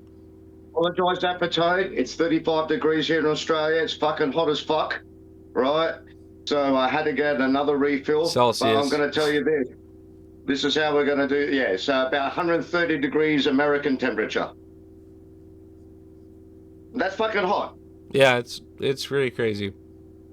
Yeah. So what I'm saying now is, hey, you're going to love this. You're about to get the most ugliest champion in the UFC, brother. Hey, and the good thing about her, and the best thing about her, she can have 2 cameras on her at once because one eye can look this way and one eye can do that way. She can interview and that she can literally look at both of the red dots at the same time and do 2 interviews, mate. That's how cool she is. Now, how she's going to win this fight? She's going to take those fucking eyes. Mackenzie Dern and her beautiful body is going to get so confused. They're going to look one way and the other way. Old mate's going to take Mackenzie Dern down. And would you believe this? The UFC hasn't been able to do the whole Sports Illustrated, here's our female champion, basically since Bullet, you know? She was the last version of that, so. Sorry, Werner should be the new Sports Illustrated. I want to see that in a G-string, dressed up, man. I want to fucking see that shit going. I want to see her fucking doing this. I want to see it. I want to see the warlock eyes. I want to see the fucking, that tight little fucking warlock body. Oh, God, man. I feel like I'm at, do you know so basically what? The marketing for TKO and UFC is they're going to have all these, like, birthday cake Derns and all these, like, things like that. And with Jandaroba, it'd be like a chicken you choke with the eyeballs shoot out of its head. Or maybe, like, Pepe the Frog dolls. What the fuck? Imagine walking in with a mask on Halloween with a knife and having that face on at someone's door and going, come on, dude. So, Werner by finish, not because she's better, because she's going to scare the fuck out of my girl, my beautiful, beautiful, beautiful girl. And I have to say this, and this is through research, Toad. There's one thing that did worry me about this whole pre-fight coming up was when I watched a Dern interview, which I watch all the interviews, obviously. I watch everything about Dern. Like, she's fucking amazing. Well, fuck, you know? Jeez. But she did say one thing. She did say a big fan, big fucking fan. Fucking Bobby Green's reaction to her weighing in was the funniest shit ever. Because it's like someone in the comments is like, all he said is sheesh. It's like, it's how he fucking said it. It was like so authentic Bobby Green. It was perfect. Mate, she's absolutely fucking amazing. Her jiu-jitsu is amazing. But the problem being is she said one thing to the pre-fight lead up, which was if she was to fight Zhang Wang now, she would lose. Now, we have a problem here, Houston. That's a confidence problem to me. Even though you did win by decision last time, you should be more confident. I don't know. I found that. That one comment was the only thing that changed my mind. Hardly? Like, you got really quiet for me. Sorry, brother. I said that one comment was the only thing that changed my mind from switching from Dern to fucking the Warlock. Because you know what? The Warlock's fucking confident, brother. You keep talking, buddy. I'm switching audio real quick. Okay. Yeah, so the Warlock's confident. So I sort of, and the fights she's won. Okay. I'm parlaying Mackenzie Dern only by submission. I'm going to put a few parlays on Mackenzie Dern with my main card parlay. I have to take Vern at $2.40. I think Werner's a great long shot. I have to fade Werner inside my my picks here, dude. I have to put it this way. At this fight here, I'm going to lose 50% of my picks right now at this moment, I believe. Like, I believe I'm going to get all of the others, but I believe right here, okay, this is where I might lose my picks. Ikram and Iron Turtle. I'll probably lose 25% of my picks there if Iron Turtle loses. Apart from that, I'll lose 10% if Rakic loses. Now, me and you are fighting over that shit. Yeah. If Almeida loses, I lose another 60% of my picks. Ouch. Why not just have distance there? Why not just have Yeah. distance no there? And give your Right. boy a chance to And- lose, and then still, And if Dern loses, I lose all of my picks. So I have Okay, to fade I'm Werner. gonna stop you real quick there, and I'm gonna give like my weigh in on this, and we can both wrap up.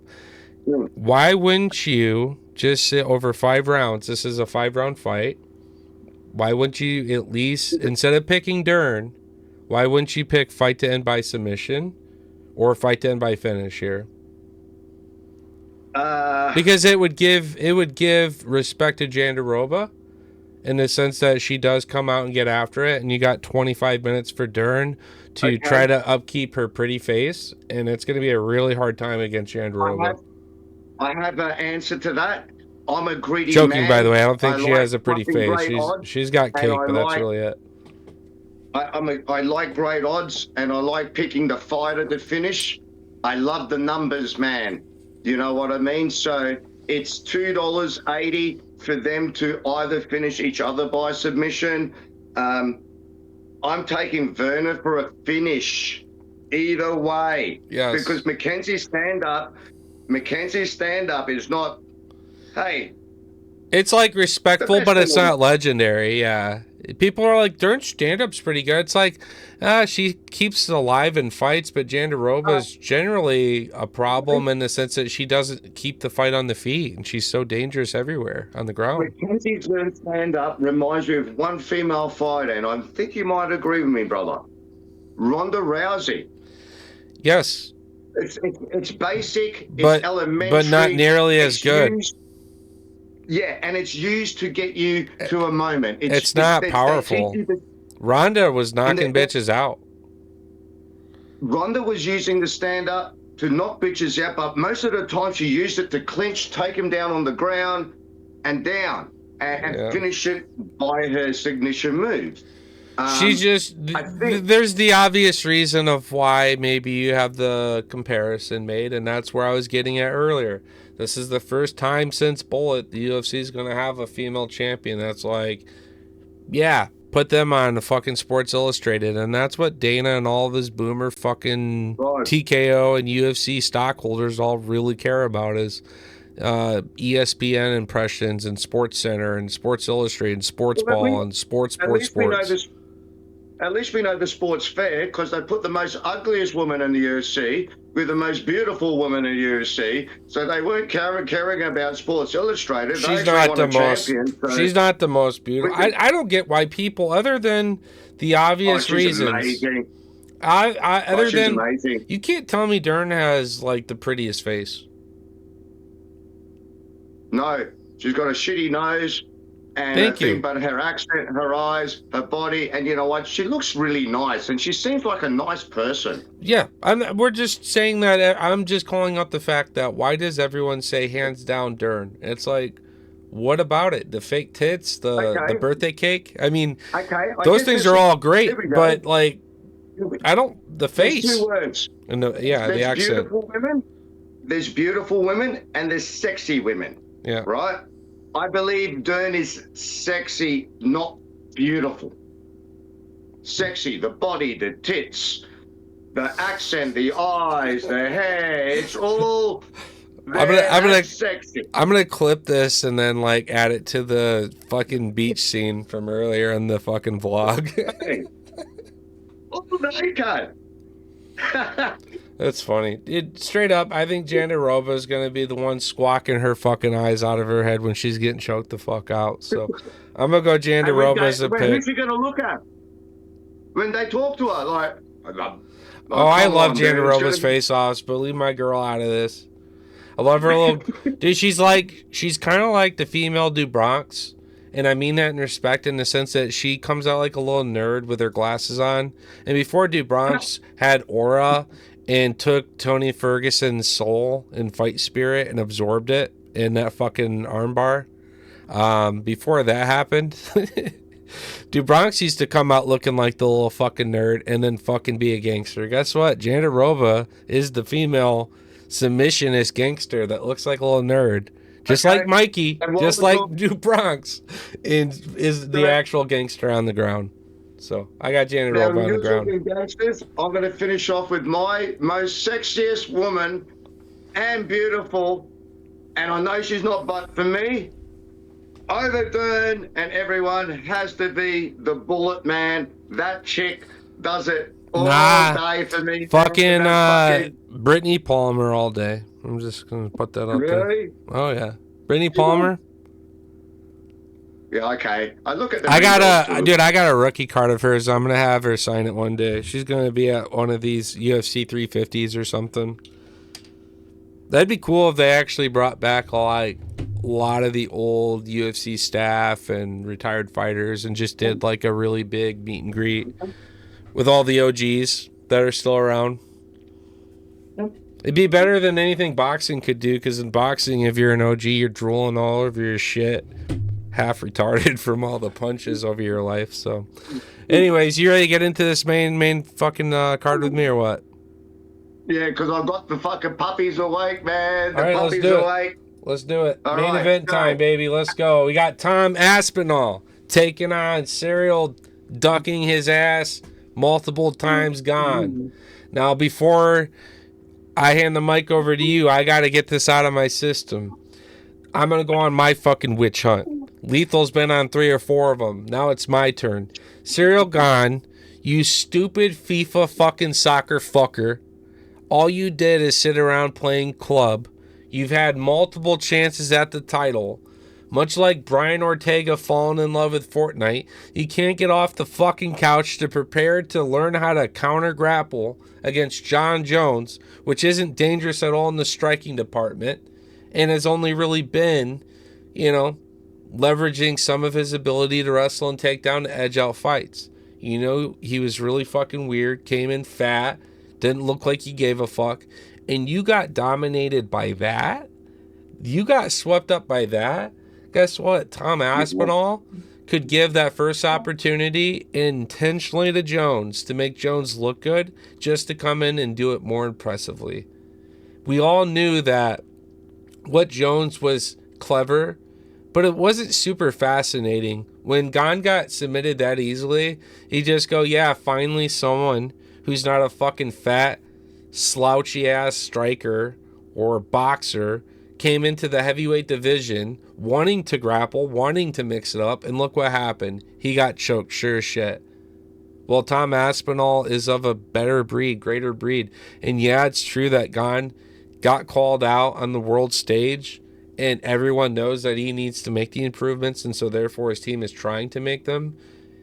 You can't catch up to Tom Aspinall. His father and him started in a small garage training long before you even gave a fuck, and you was sitting watching KSI videos playing FIFA soccer. You stupid fucking spoiled fuck.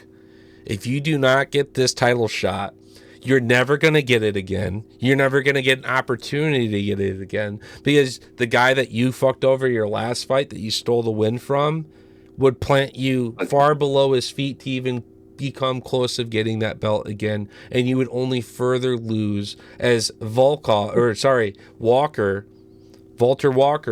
could rise and be your next victim of submitting you there. So if Tom doesn't do it, which I hope he doesn't, I want to see Tom just straight starch Gane in the first 2 minutes with his hands, the way he does everybody with simple boxing, and be like, yeah, that's why Jones didn't fight me. Because it's not impressive to take a kickboxer who's a striking master in what he does at his size and his power. It's not impressive to swoop his feet out and just do a standing choke.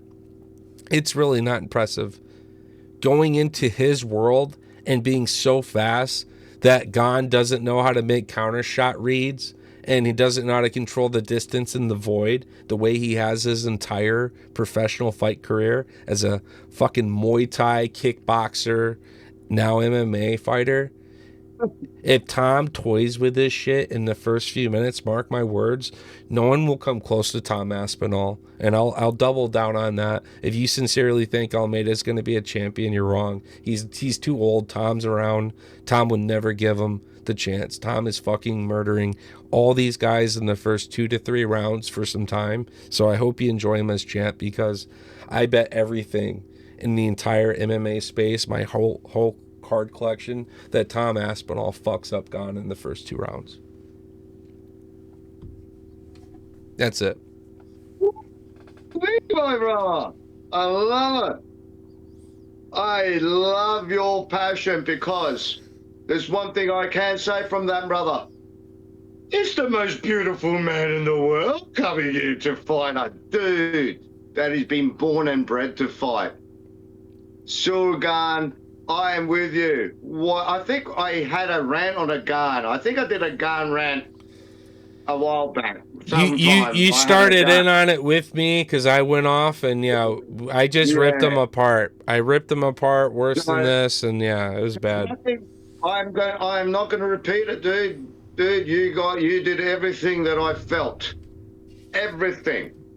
The only thing I forgot to rant about was the fucking movie shit and how much Gane had been ducking fucking Tom, and all his interviews would be him playing soccer saying he doesn't want to fight anybody else unless it's for the title. That's his, or up in ranking. He never wants to fight down. That's not how that works. Spoiled fat little fucking cunt. I lose everything. If Aspinall loses this week, I'm actually not going to lose money. I'm going to lose faith in my own self, my own belief, my own picks. If Aspinall loses this week, not only Aspinall will fucking spin out, the world will spin out. The only way Tom loses is if Gane chops hard at that knee and tries to do some like leg injury. And I think Tom has had too much PT, too much training. He's so much faster now, so much stronger now that leg had its chance to get chopped by Gane, and Gane chose to duck Tom during those times. So guess what? Ciryl Gane ducking Tom Aspinall was a mistake by him and his team, because he ever wanted to put Tom below him. It should have been that around that time, coming off the injury of Blades. And you just fucking knew, man. You just fucking knew when he went to fight Curtis Blades again, that it was just over. Like, Tom is not fucking off on this downtime. In Gane, every video you see of this guy is doing exactly that. Fucking the fuck off. Movies, video games.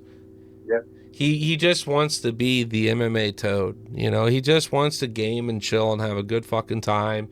Doesn't want to put all of his trading cards over there and catch up on like the last 3 weeks of trading cards. It's just a lot of work. He'd rather just play his video games and not, climb in the octagon and fucking get down. Tom levels up, enjoys leveling up. He's constantly learning, training. Hello? And his dad is a fantastic fucking coach, because not only is Tom leveling up, people around Tom that are helping Tom level up are also becoming so good at, significant fighters themselves. So, all right, go ahead. Sorry, mate.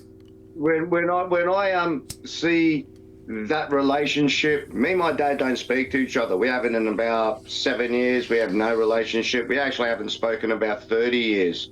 So I sort of sit back, and I'm an only child too, man. So I don't even speak to my dad. He's 85 right now in a wheelchair. My mum doesn't speak to me. My mum doesn't speak to me because I don't speak to my dad. Rah, rah, rah, all that bullshit. But what I'm saying is, what I see there, that relationship is that bond of that team, the father-son relationship, the strength.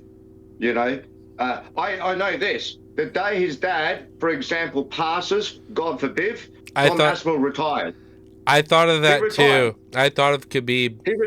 I thought of Khabib and his dad. I thought of Khabib and his dad. Exactly the same relationship, brother. I already thought of this. I don't want to think about it though, because I think Tom and his dad have the mileage to get through the whole career without worrying about that, and I think it will be like a post-retirement thing. But I wish Tom and his family well. He's obviously got a young one and everything too, so I want Tom to keep fucking winning. I want him to keep smashing these guys.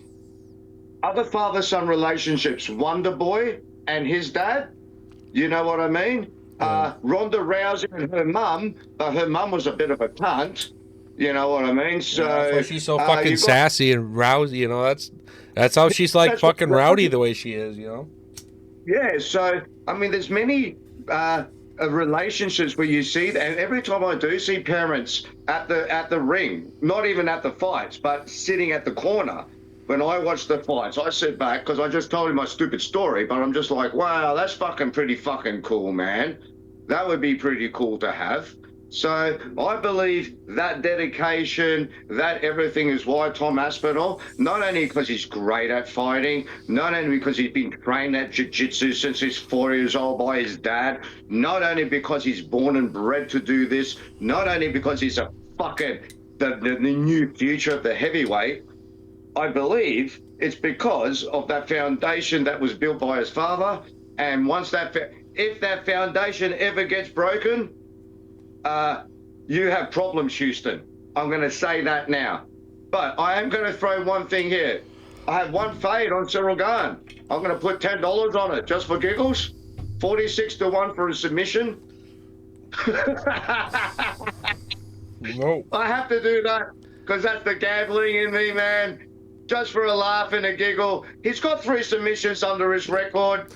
Get some fucking cans compared to Tom Aspinall. I know, but I will say this. Everything on this pod that we talk... How did his grappling look against Volkov? I think he lost that fight. If I go back and I don't listen to these delusional fucking judges and I listen to my MMA instinct on how I score a fight, I'd say Volkov won that fight. Look, I might as well grab that $10 and just burn it, right? Yeah. Absolutely. Totally agree. Why not? Give it to charity. At those props, I understand it, though. Here's what I would say, too. Here's what I'll say, too, Lethal. Here's what I'll say. Just, if you're going to bet the submission prop, double the fuck down and look at the run props. All right. Now think about it this way, dude. Not only do I want you to think about your 48 to 1 submission prop, but I want you to think about which round it happens in and put a little sprinkle on that too, because it'd be the biggest moonshot I've ever seen on a single bet for a method. You know what? No, I'm gonna pull an mmatoad. It's gonna be a Yuri Prohiska round 5 submission over Glover Teixeira. I did that. Which will his normal submission was like 20 to 1, and then when I saw the round 5 submission, I sprinkled on every round. Only because it was like 50 to 1 by the time I got to round 5. So I just said, okay. $101 to 1 for a round 5 submission by Ciryl. I have to even laugh, brother. It's amazing. But you know what? I'll put $10 on that. What is it? I've got to do it. What is the prop? $101 to 1. For what round? Round 5. Okay, so here, do this instead. Look at round combos and either think the first 3 or the last 3. I would do last 3, mid to last 3, only because... $91 for the last 3. So do that. Do that because here's my reasoning. Tom has always been a first round motherfucker.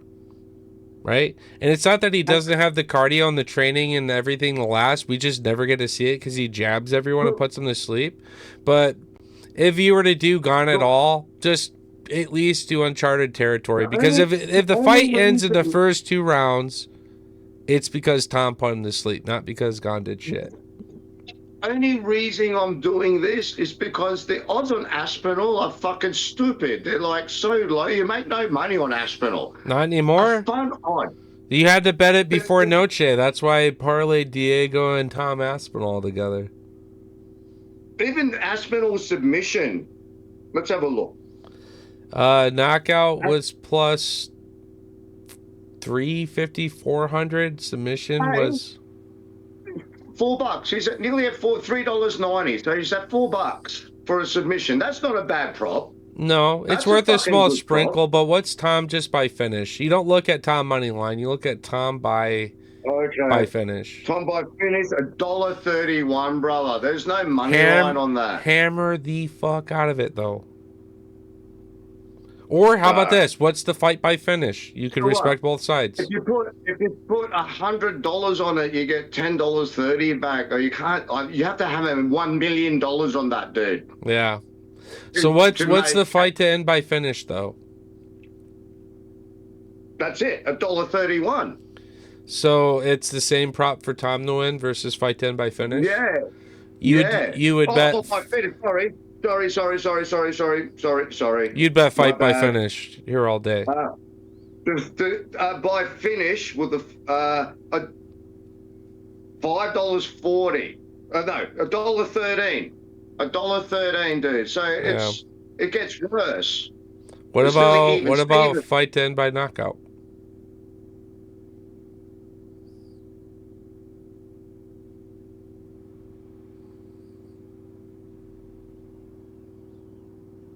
I hope you guys see what I'm doing here.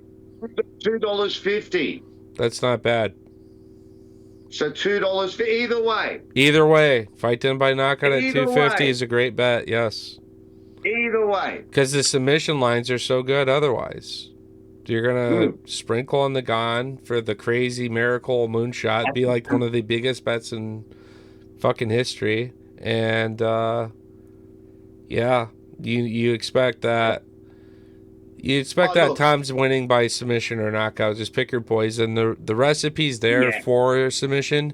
The issue is people don't normally survive Tom to get there. But I think Gane's good enough, tough enough, tall enough, rangy enough that I don't think Tom wants to intentionally stand up the entire fight and exchange and do back and forths with kicks.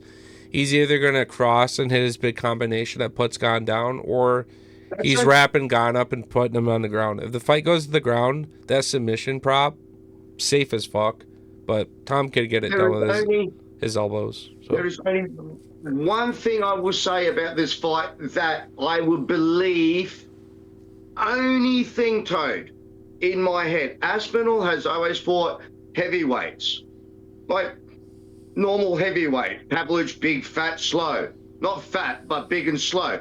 Tom Aspinall's a new breed. He's fast. That's why none of the other heavyweights could keep up with him, right?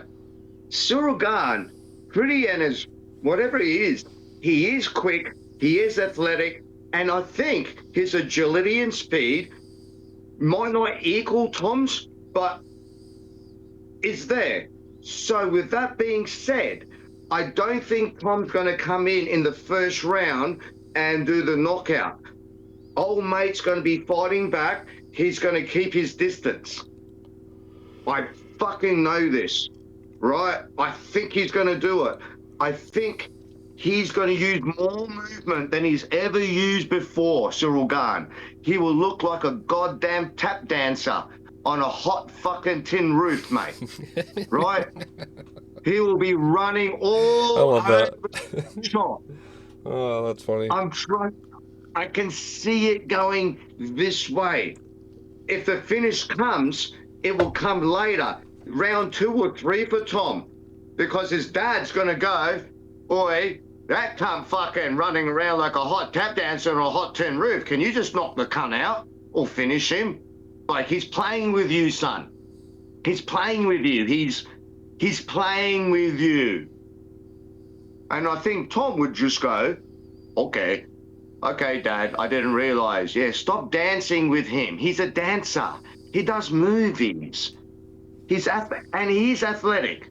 He is. He can move. Right? So Tom hasn't faced an opponent that actually can move. Actually sort of can move as well as he can.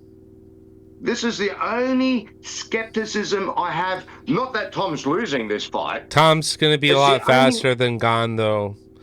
Like, Gane looks like he's moving better than what he is just due to his size and his reach and his ability to be so far away. But no one's really fast enough because the heavyweight's full of unathletic fucking blobs that don't have good genetics half the time. And that's where Tom's entirely different.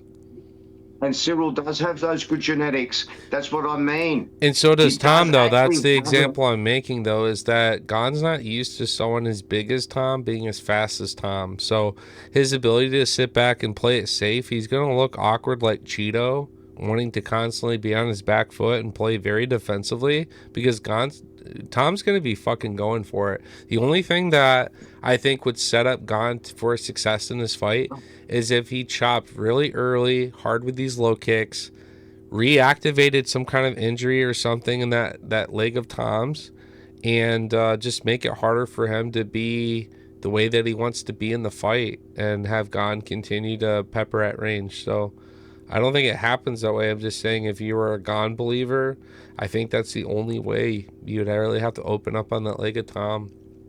There's just no one really believing it. In between what it shows on Tapology, 6% of people are going with Ciryl Gane. So 94% of the world believes that Tom is the fucking truth, and I'm one of those. So who you got on your official pick? And Mate, we'll it's sign off. Aspinall all day. Also, It's Aspinall all also day. hi, doggy. Sorry, I was just wrapping up our shit so we can get some sleep. Saxton, look how big you got, man. He's huge. Fucking Huge. yeah, so Aspinall all day, brother. I'm gonna tell you what. I've never been more disappointed in a win and a loss because I'm an Izzy fan, right? Massive Izzy fan. Huge.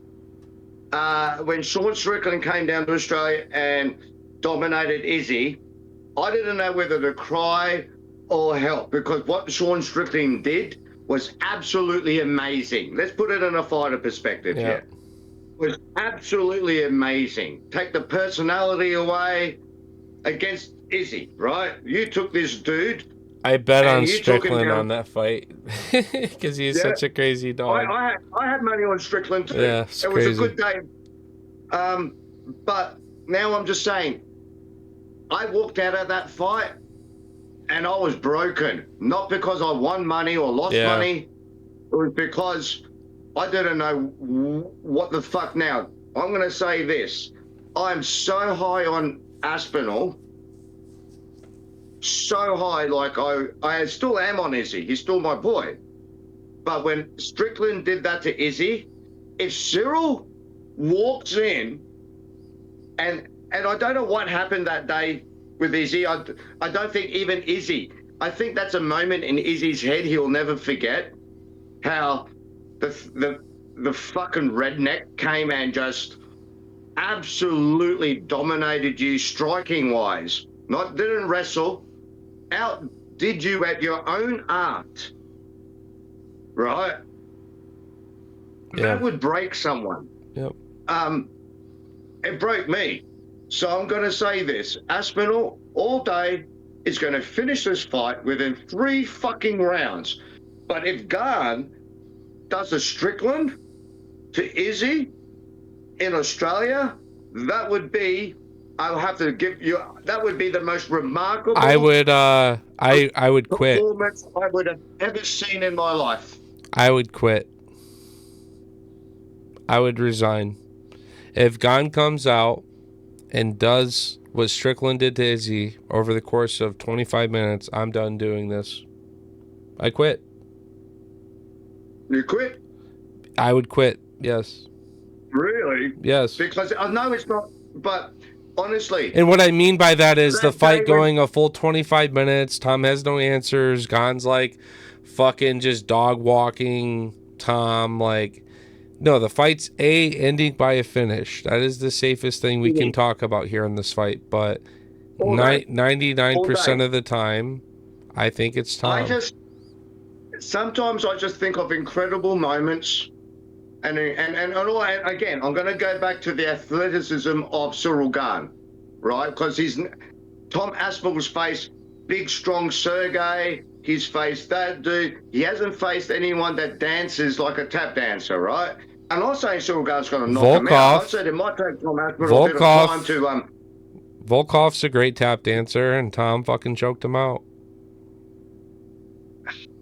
as you can see, I wasn't a big fan of Volkov in our last call because my Still, boy's going to kick he's your boy's ass. he's one of the Anyway. greatest, biggest tap dancers of all fucking time. What are you talking about? I'll shoot your shit down My all boy. day. That's all I'm saying. I'll call you out on your Almeida and your Volkov. Got to go back to Volkov again. So here we go. Almeida going to take your fucking boy, and Aspinall will finish Ciryl Gane. So yeah, so Tom will finish Ciryl Gane, and I think Volkov shuts down Almeida's pressure and wins the fight. You know what I do see with Almeida? The last fight, I went back through it this week because I had to fucking, memory getting old. I had to go. You watched the Blades fight? You get a good refresher of that? Yeah. He Yeah. has a cardio problem. And you know Volkov just went like all max distance with Sergey and yeah, no, Gane. I will say this at the end. Almeida has a cardio problem. If he doesn't get Volkov down in the first 5 to 7 minutes, we're gonna see a heavyweight vanilla version of Neil Magny slap the fuck out of him at range is what we're gonna see. So at a heavyweight division, that's what you're gonna see. But yeah, we'll see what it looks like. I could respect a Almeida early finish or Volkov anytime, but maybe a late finish or a decision win. All right, so that's gonna conclude it, guys. Tom Aspinall absolutely gonna beat the fuck out of Ciryl Gane, sitting packing, playing FIFA soccer, and making movies because fighting just ain't it if he wants to be a champ. That's gonna do it this week's episode, UFC 321. Feel free to check out the socials. You got IG where everything's happening. Again, Lethal and Collectibles, drop them a follow there. On our road to 3K, so really appreciate all the love that I've received on my end as well. But more importantly, Lethaltoad MMA. We have our own IG channel. I just mentioned at the start of the stream, I like the idea of making a couple graphics, some of Lethal's favorite bets, my favorite bets, and just kind of put them out there as a way of showing some love, showing some support, but maybe helping you guys kind of take what we are most confident in on a weekly basis and just kind of help celebrate some of the time and work we do, because nowadays not everyone's watching this whole video, but they might see a graphic on IG. So I'm going to start trying to apply myself in some more ways with this group, and I'm going to make Lethal do the same with me, and we're going to make this shit grow this year, but we're having a fun time doing it, so appreciate it. What we should do this week, I'm going to invest $200. You invest 200. And not about parlays, it's about money. We'll do a month. 1 month, or 50, or $10, or whatever it takes. Doesn't have to go, you know what I mean? 1 month. And then we have our picks, and then we have money. I think that would be a nice graph to have, because sometimes picks doesn't relate to cash. That's why in one of my most recent posts I showed that on my 4-week mark after leaving Noche and some of those fight nights that followed, we were up to like 25 units myself, just in like 4 weeks. So, and now we're across that point and I'm up to 30 now. So I haven't had those super big breakthrough, but I'm still accruing like 2.5, 3 units an event where I'm getting upsets that fuck up my distance, like Joel Alvarez and some of these badass calls. So can't be too upset, but yeah, I'm definitely missing like another last event. If I would have had De Ritter win, I would have had a parlay cash out because I had him by finish at a pretty good prop too, and that was pretty solid hit. I had, thankfully, the thing that saved me there again, fight not to go to the 5th round, so him quitting on the stool saved my night and gave me my cash back. Wow. Otherwise, I would have been even. I would have been dead ass even. So the only profits I really took was that last fight. Did not go to the 5th round. But I'm excited for this one, Lethal. I think we're going to get a lot of finishes again, and I'll just end on that. There's a lot of big boys. You know how it works with a live crowd. Title implications. You got 2 5-minute fights. The women that are fighting are kind of gangsters. I think we see a lot of finishes. I can't see it any other way unless the fucking His Majesty folks want to show up and grapple. They're the only ones I worry about. wanted to sniff some crotch. Minus Mate, Almeida. I'm hoping my toilet break fights aren't the good fights. I'm hoping the good fights aren't the toilet break fights. I'm hoping I don't even have to go for a toilet break. You know what I mean? I'm hoping I'm excited about this card. I hope it starts off with Gane with that submission. I hope it starts off right at the fucking beginning against Mizuki. Mizuki, Yeah, so I hope that happens, and I hope the night rides on for everyone. And everyone, thank you for joining in. Toad, it's been a pleasure, as always, man, my brother. And Dusty, sorry, brother, you're sick. You were meant to be on this week, but our PSA cards didn't turn up. So next week's a nice week to start showing off some of the cards we got graded back from PSA. Toad, you can see 6 months in the waiting. This is how I met Dusty, like I met you. Yep. I met you through fight. I met Dusty through cards. And we are good friends. He's had my $15,000 worth of fucking my best cards in his hands in the States while you guys are fucking shooting shit in each other. My cards have been a PSA and I've been stressed. But we finally got them back. And I got some good gradings and some beautiful hidden gems. Nice. I think I should. Yeah, I got some good grades. We'll show them. We'll show them on a future stream for sure. I just want to catch up on chat real quick too before we do a sign off. Wolfpack 7 Gunner opens up with a pretty nifty, quick little message. Says, "You guys didn't have much for viewers, but you got one now. Woohoo!" And he's cheering us on, having a good time. So appreciate him hanging out. Got Musab says Tom will win for sure. I agree, Musab. That was a very much a lock for me. Thank you for the reviews, dude. And then Clutch Attitude MMA. I like Aspinall on this one, but hear me out. I think Tom working on legs might not be the right game plan. I want Tom to attack early. I don't think you have to worry about that, Clutch. The thing with Tom is he uses his speed as a weapon. You're not really seeing Tom circle, off the back foot, work side to side. Tom is a forward pressure fighter, and that's why he averages 2 to 3 minutes of fight. We want to see all these things, all the tools in the shed, and we seriously cannot. Right? We seriously cannot even get to those waters. We can't even get to hardly the ground because he hurts people with his. He hurts people with his jab so much. So yeah, Clutch, do not worry. I like Tom. I like Tom by finishing the first 2 rounds. I mean, that's just who he is. And if like Lethal says, if Gane shows up and puts on a Sean Strickland versus Izzy performance, like Strickland did, I quit being mmatoad on IG, and I quit doing this. So. No, you won't. No, you won't. Yeah, because do you know what? I would have said that day. Do you know what? I won money on Sean Strickland that day. But if there was a bet on Sean Strickland dominating Izzy for 5 rounds, like raping him, I lost that all day. I fucking never, ever in a million years, I expected Sean Strickland to knock him out with a fluke fucking right hook, like something stupid. I never thought a world kickboxing champion could lose to a guy that throws a jab, a right, and a steep kick. All right? I never thought that would happen. Ever. All I'm throwing out to you is never say never, brother. Do not put your credentials on the line. I do. Tom Aspinall will win.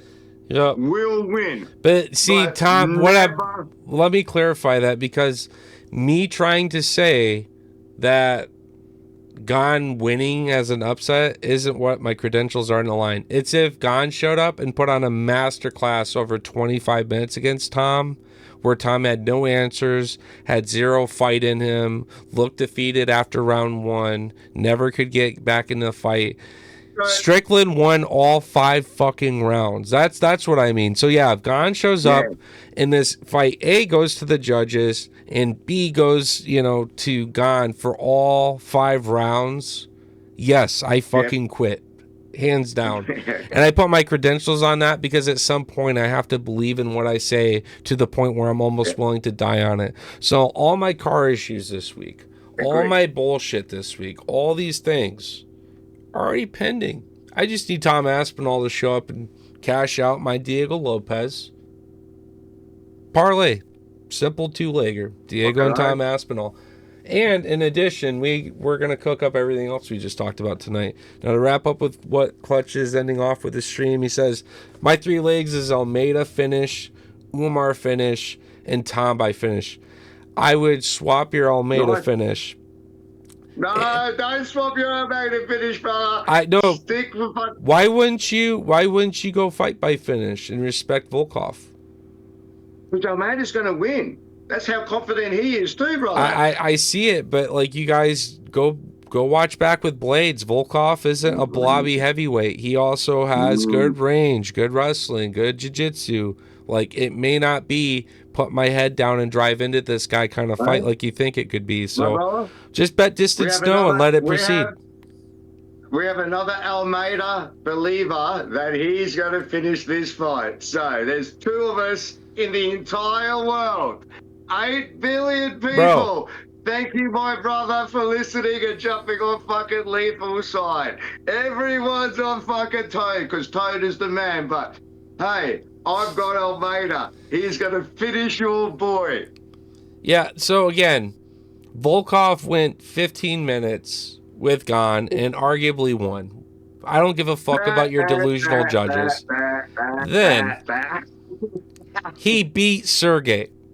The death touch. Minus Tom Aspinall, he had the death touch that everyone was scared of. Guess what? John Jones probably wouldn't have fought Sergey either. Just putting it out there. Just putting that out there. He would have probably ducked that fight too. At that time, before he started losing. So I'll end off saying Team Volkov. I'm impressed in all the areas, and he's definitely got a big size advantage. I'm not impressed with Almeida's setups. He goes charging across, he puts his head down, and Volkov is going to snipe him with some fucking elbows or some knees, and your boy's going the fuck to sleep. All right. Volkov's going to sit there. Let me read the rest of the message and some closing notes real quick, Lethal. Put him on the fucking fence, put him on the ground, choke him out, and go, thank you. Easy day at work. I love doing this with you, Toad, and this is one fight. If I don't see you all fucking fight day, if I log on and you're live, I'm going to log on and live, and you make sure we are live together on your channel, MMA Toad, everyone. Every Sunday, Toad goes live. Saturday in the States. Saturday in the States. You're in fucking Australia watching the I'm 20 seconds ahead. I sometimes give a little bit of misinformation because I get excited and Toad gets angry and he cuts me off. I've waited all week for this movie and you're spoiling 20 seconds ahead of me. Fuck off with that shit. And if I'm live betting, he's like, it's over! It's fucking over! And I'm like looking at my phone like, what do you mean? I just bet. Like, what happened? So, yes, we do get a little back and forth. But I'm going to catch up on chat real quick, Lethal. I appreciate you, dude. I have fun doing this. I want people to be heard. People who are coming through, I just want to say what's up. So, all right. So, nice parlay. You got plus 800. Yeah, that's not a bad parlay. The thing is, all these heavyweights, don't even think of it heavyweight by finish. Yeah, the blobs go to the judges, but dude, the killers, fight by finish. If you don't like the prop, what's that one look like? Because more times than not, I'm betting that shit too. I'm a big distance guy, and I've said it all stream. Many fights will not go to the judges. I call that more than any other fucking capper I hear, in the space. I don't really hear them talk about distance as much because they want to try these fucking moonshots that they're stemming all these like submissions and knockouts together. Congrats if you can do that. But I assure you, picking one of those fights that you have to respect 2 killers and how it could go the other way just as much, take that leg, convert it to distance no, and rock the rest of the parlay. Do it with your favorite parlay and show me it. And I will pick your leg and I will convert it to a distance no. And I will literally, stand by my word. I'll even cash in on it with you if we like it enough. But I will pick where your fade is and tell you why more times than not. So can I say this too? So before I met you, right? Before I met you, I used to watch, like you, we watch all these people put the parlays on, and distance is cool and it's safe. I don't like being safe, brother. I'm a bit of a crazy cunt. I don't do distance. If someone tells me to pick something, I'm not sitting on the fence. I'm either picking it or I'm not picking it. So I love going the distance. Distance, it's cool, but it doesn't excite me when I watch the fight. It might excite my bank balance at the end, but I get my money on going straight in for the jugular. yeah. Picking the fight. But I do that more times than not outside of parlays. Those are the parlay busters, and that's why you got someone like Matty Betts, which he might hit a couple a year, but he's betting multiple every card every fucking week, and he misses them, and he's human, and he's he spends full time doing this shit. My point is, if you're trying to parlay methods, it's such a bigger dice roll, where if you take some of these 4 or 5 leg parlays and you convert some of those methods to a distance instead, or at the very least a money line in some cases, if the prop's not even that crazy, you'd be amazed to see how many of those push through.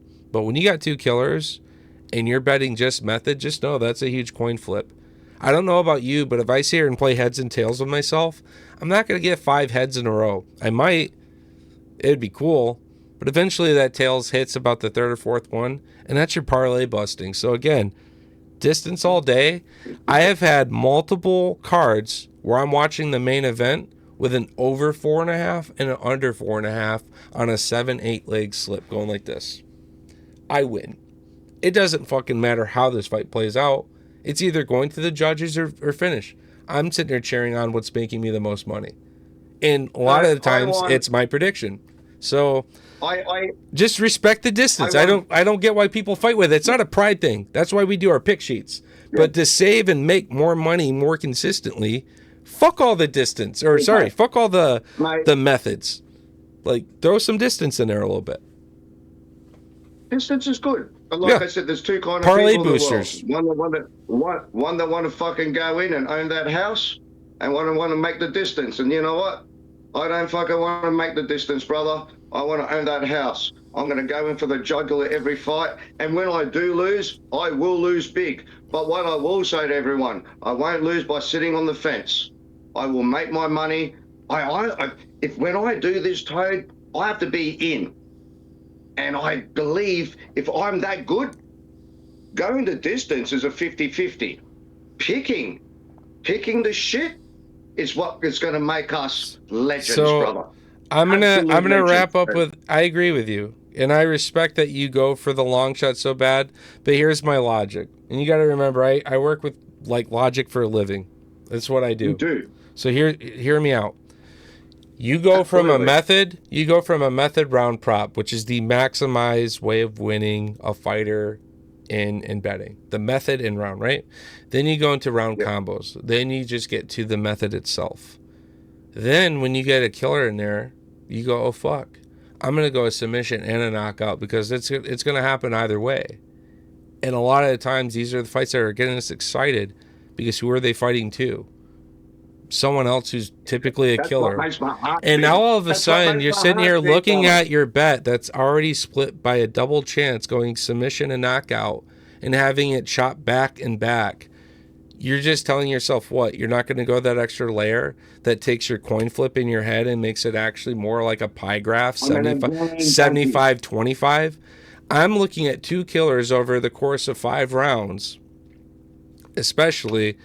I'm looking at that not as a 50-50. Like, you run this fight 5 times, 4 out of the 5 times at the very least, I'm convinced this will be a finish.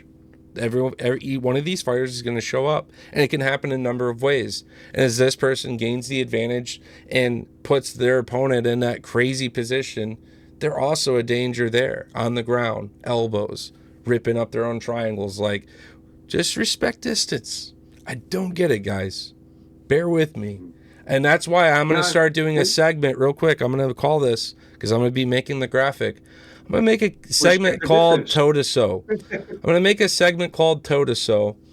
And I've already been doing it since Noche in the weeks following. But I'm going to do a Toe to So. And it's going to be my lock of the week. It's like I fucking Toe to So. And it could be a distance, but it's like what I believe in. Super safe every week. Toe to So should hit. I love it. Yeah. I love it. But And you know what? Actually, I take that back. Toe to So should be a fade, like the flock of seagulls, like I used the example of, like Diego Lopez was a toe to So. Brother, Sorry, I'm just thinking out loud, but I want to do. We're gonna do those forget. graphics. I want your shit and my shit, our picks, our bets, and post it. But this is also for our viewers out there. This is what makes our fucking pod so great. I'm the dude that believes in something more sometimes. Like, I'm a dude that looks at the coin, looks at that. I'm a believer, okay? Now, even though most of my stats go down all these favorites, the reds, the greens, I do sit back and I'm a believer. And then, like, we'll go back to the Dern fight, $2.40 for Werner. Now, come on, that can't be a stupid bet. I've got green all over that. $4 for a finish, you know? So, and she's the long shot. I've got a green that is one of my lock-ins. If I was to do your show and you were to get me on and go, what? Werner's one of my lock-ins. I'm not saying Gane, but I'm just a believer in the impossible, and nothing is impossible. Yeah. And a stupid odds like that, a stupid $10 just for giggles, because do you know what makes it exciting when you bet on the actual finish? It's exciting. It's like, oh my God, he's nearly got it. He nearly got it. And then it doesn't happen. And then actually it doesn't happen. Nothing happens. And then you lose the bet. But it's just the rush. I'm an adrenaline junkie, brother. I just love that moment of,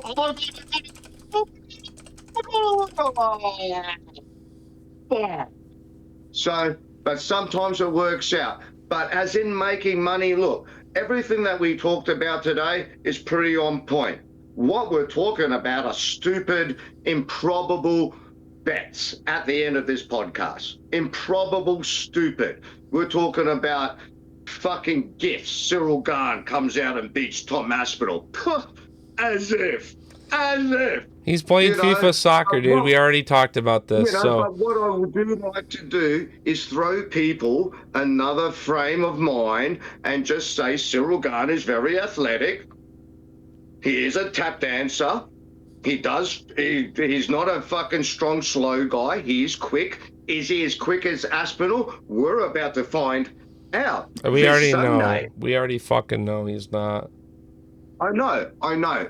But we're about to fight. All I'm throwing is that my bets is always going to go down the road that we went to. But I think what makes this pod exciting is because sometimes you've just got to sit back and go, Jeon Park, the Iron Turtle, is going to fucking beat Ikram.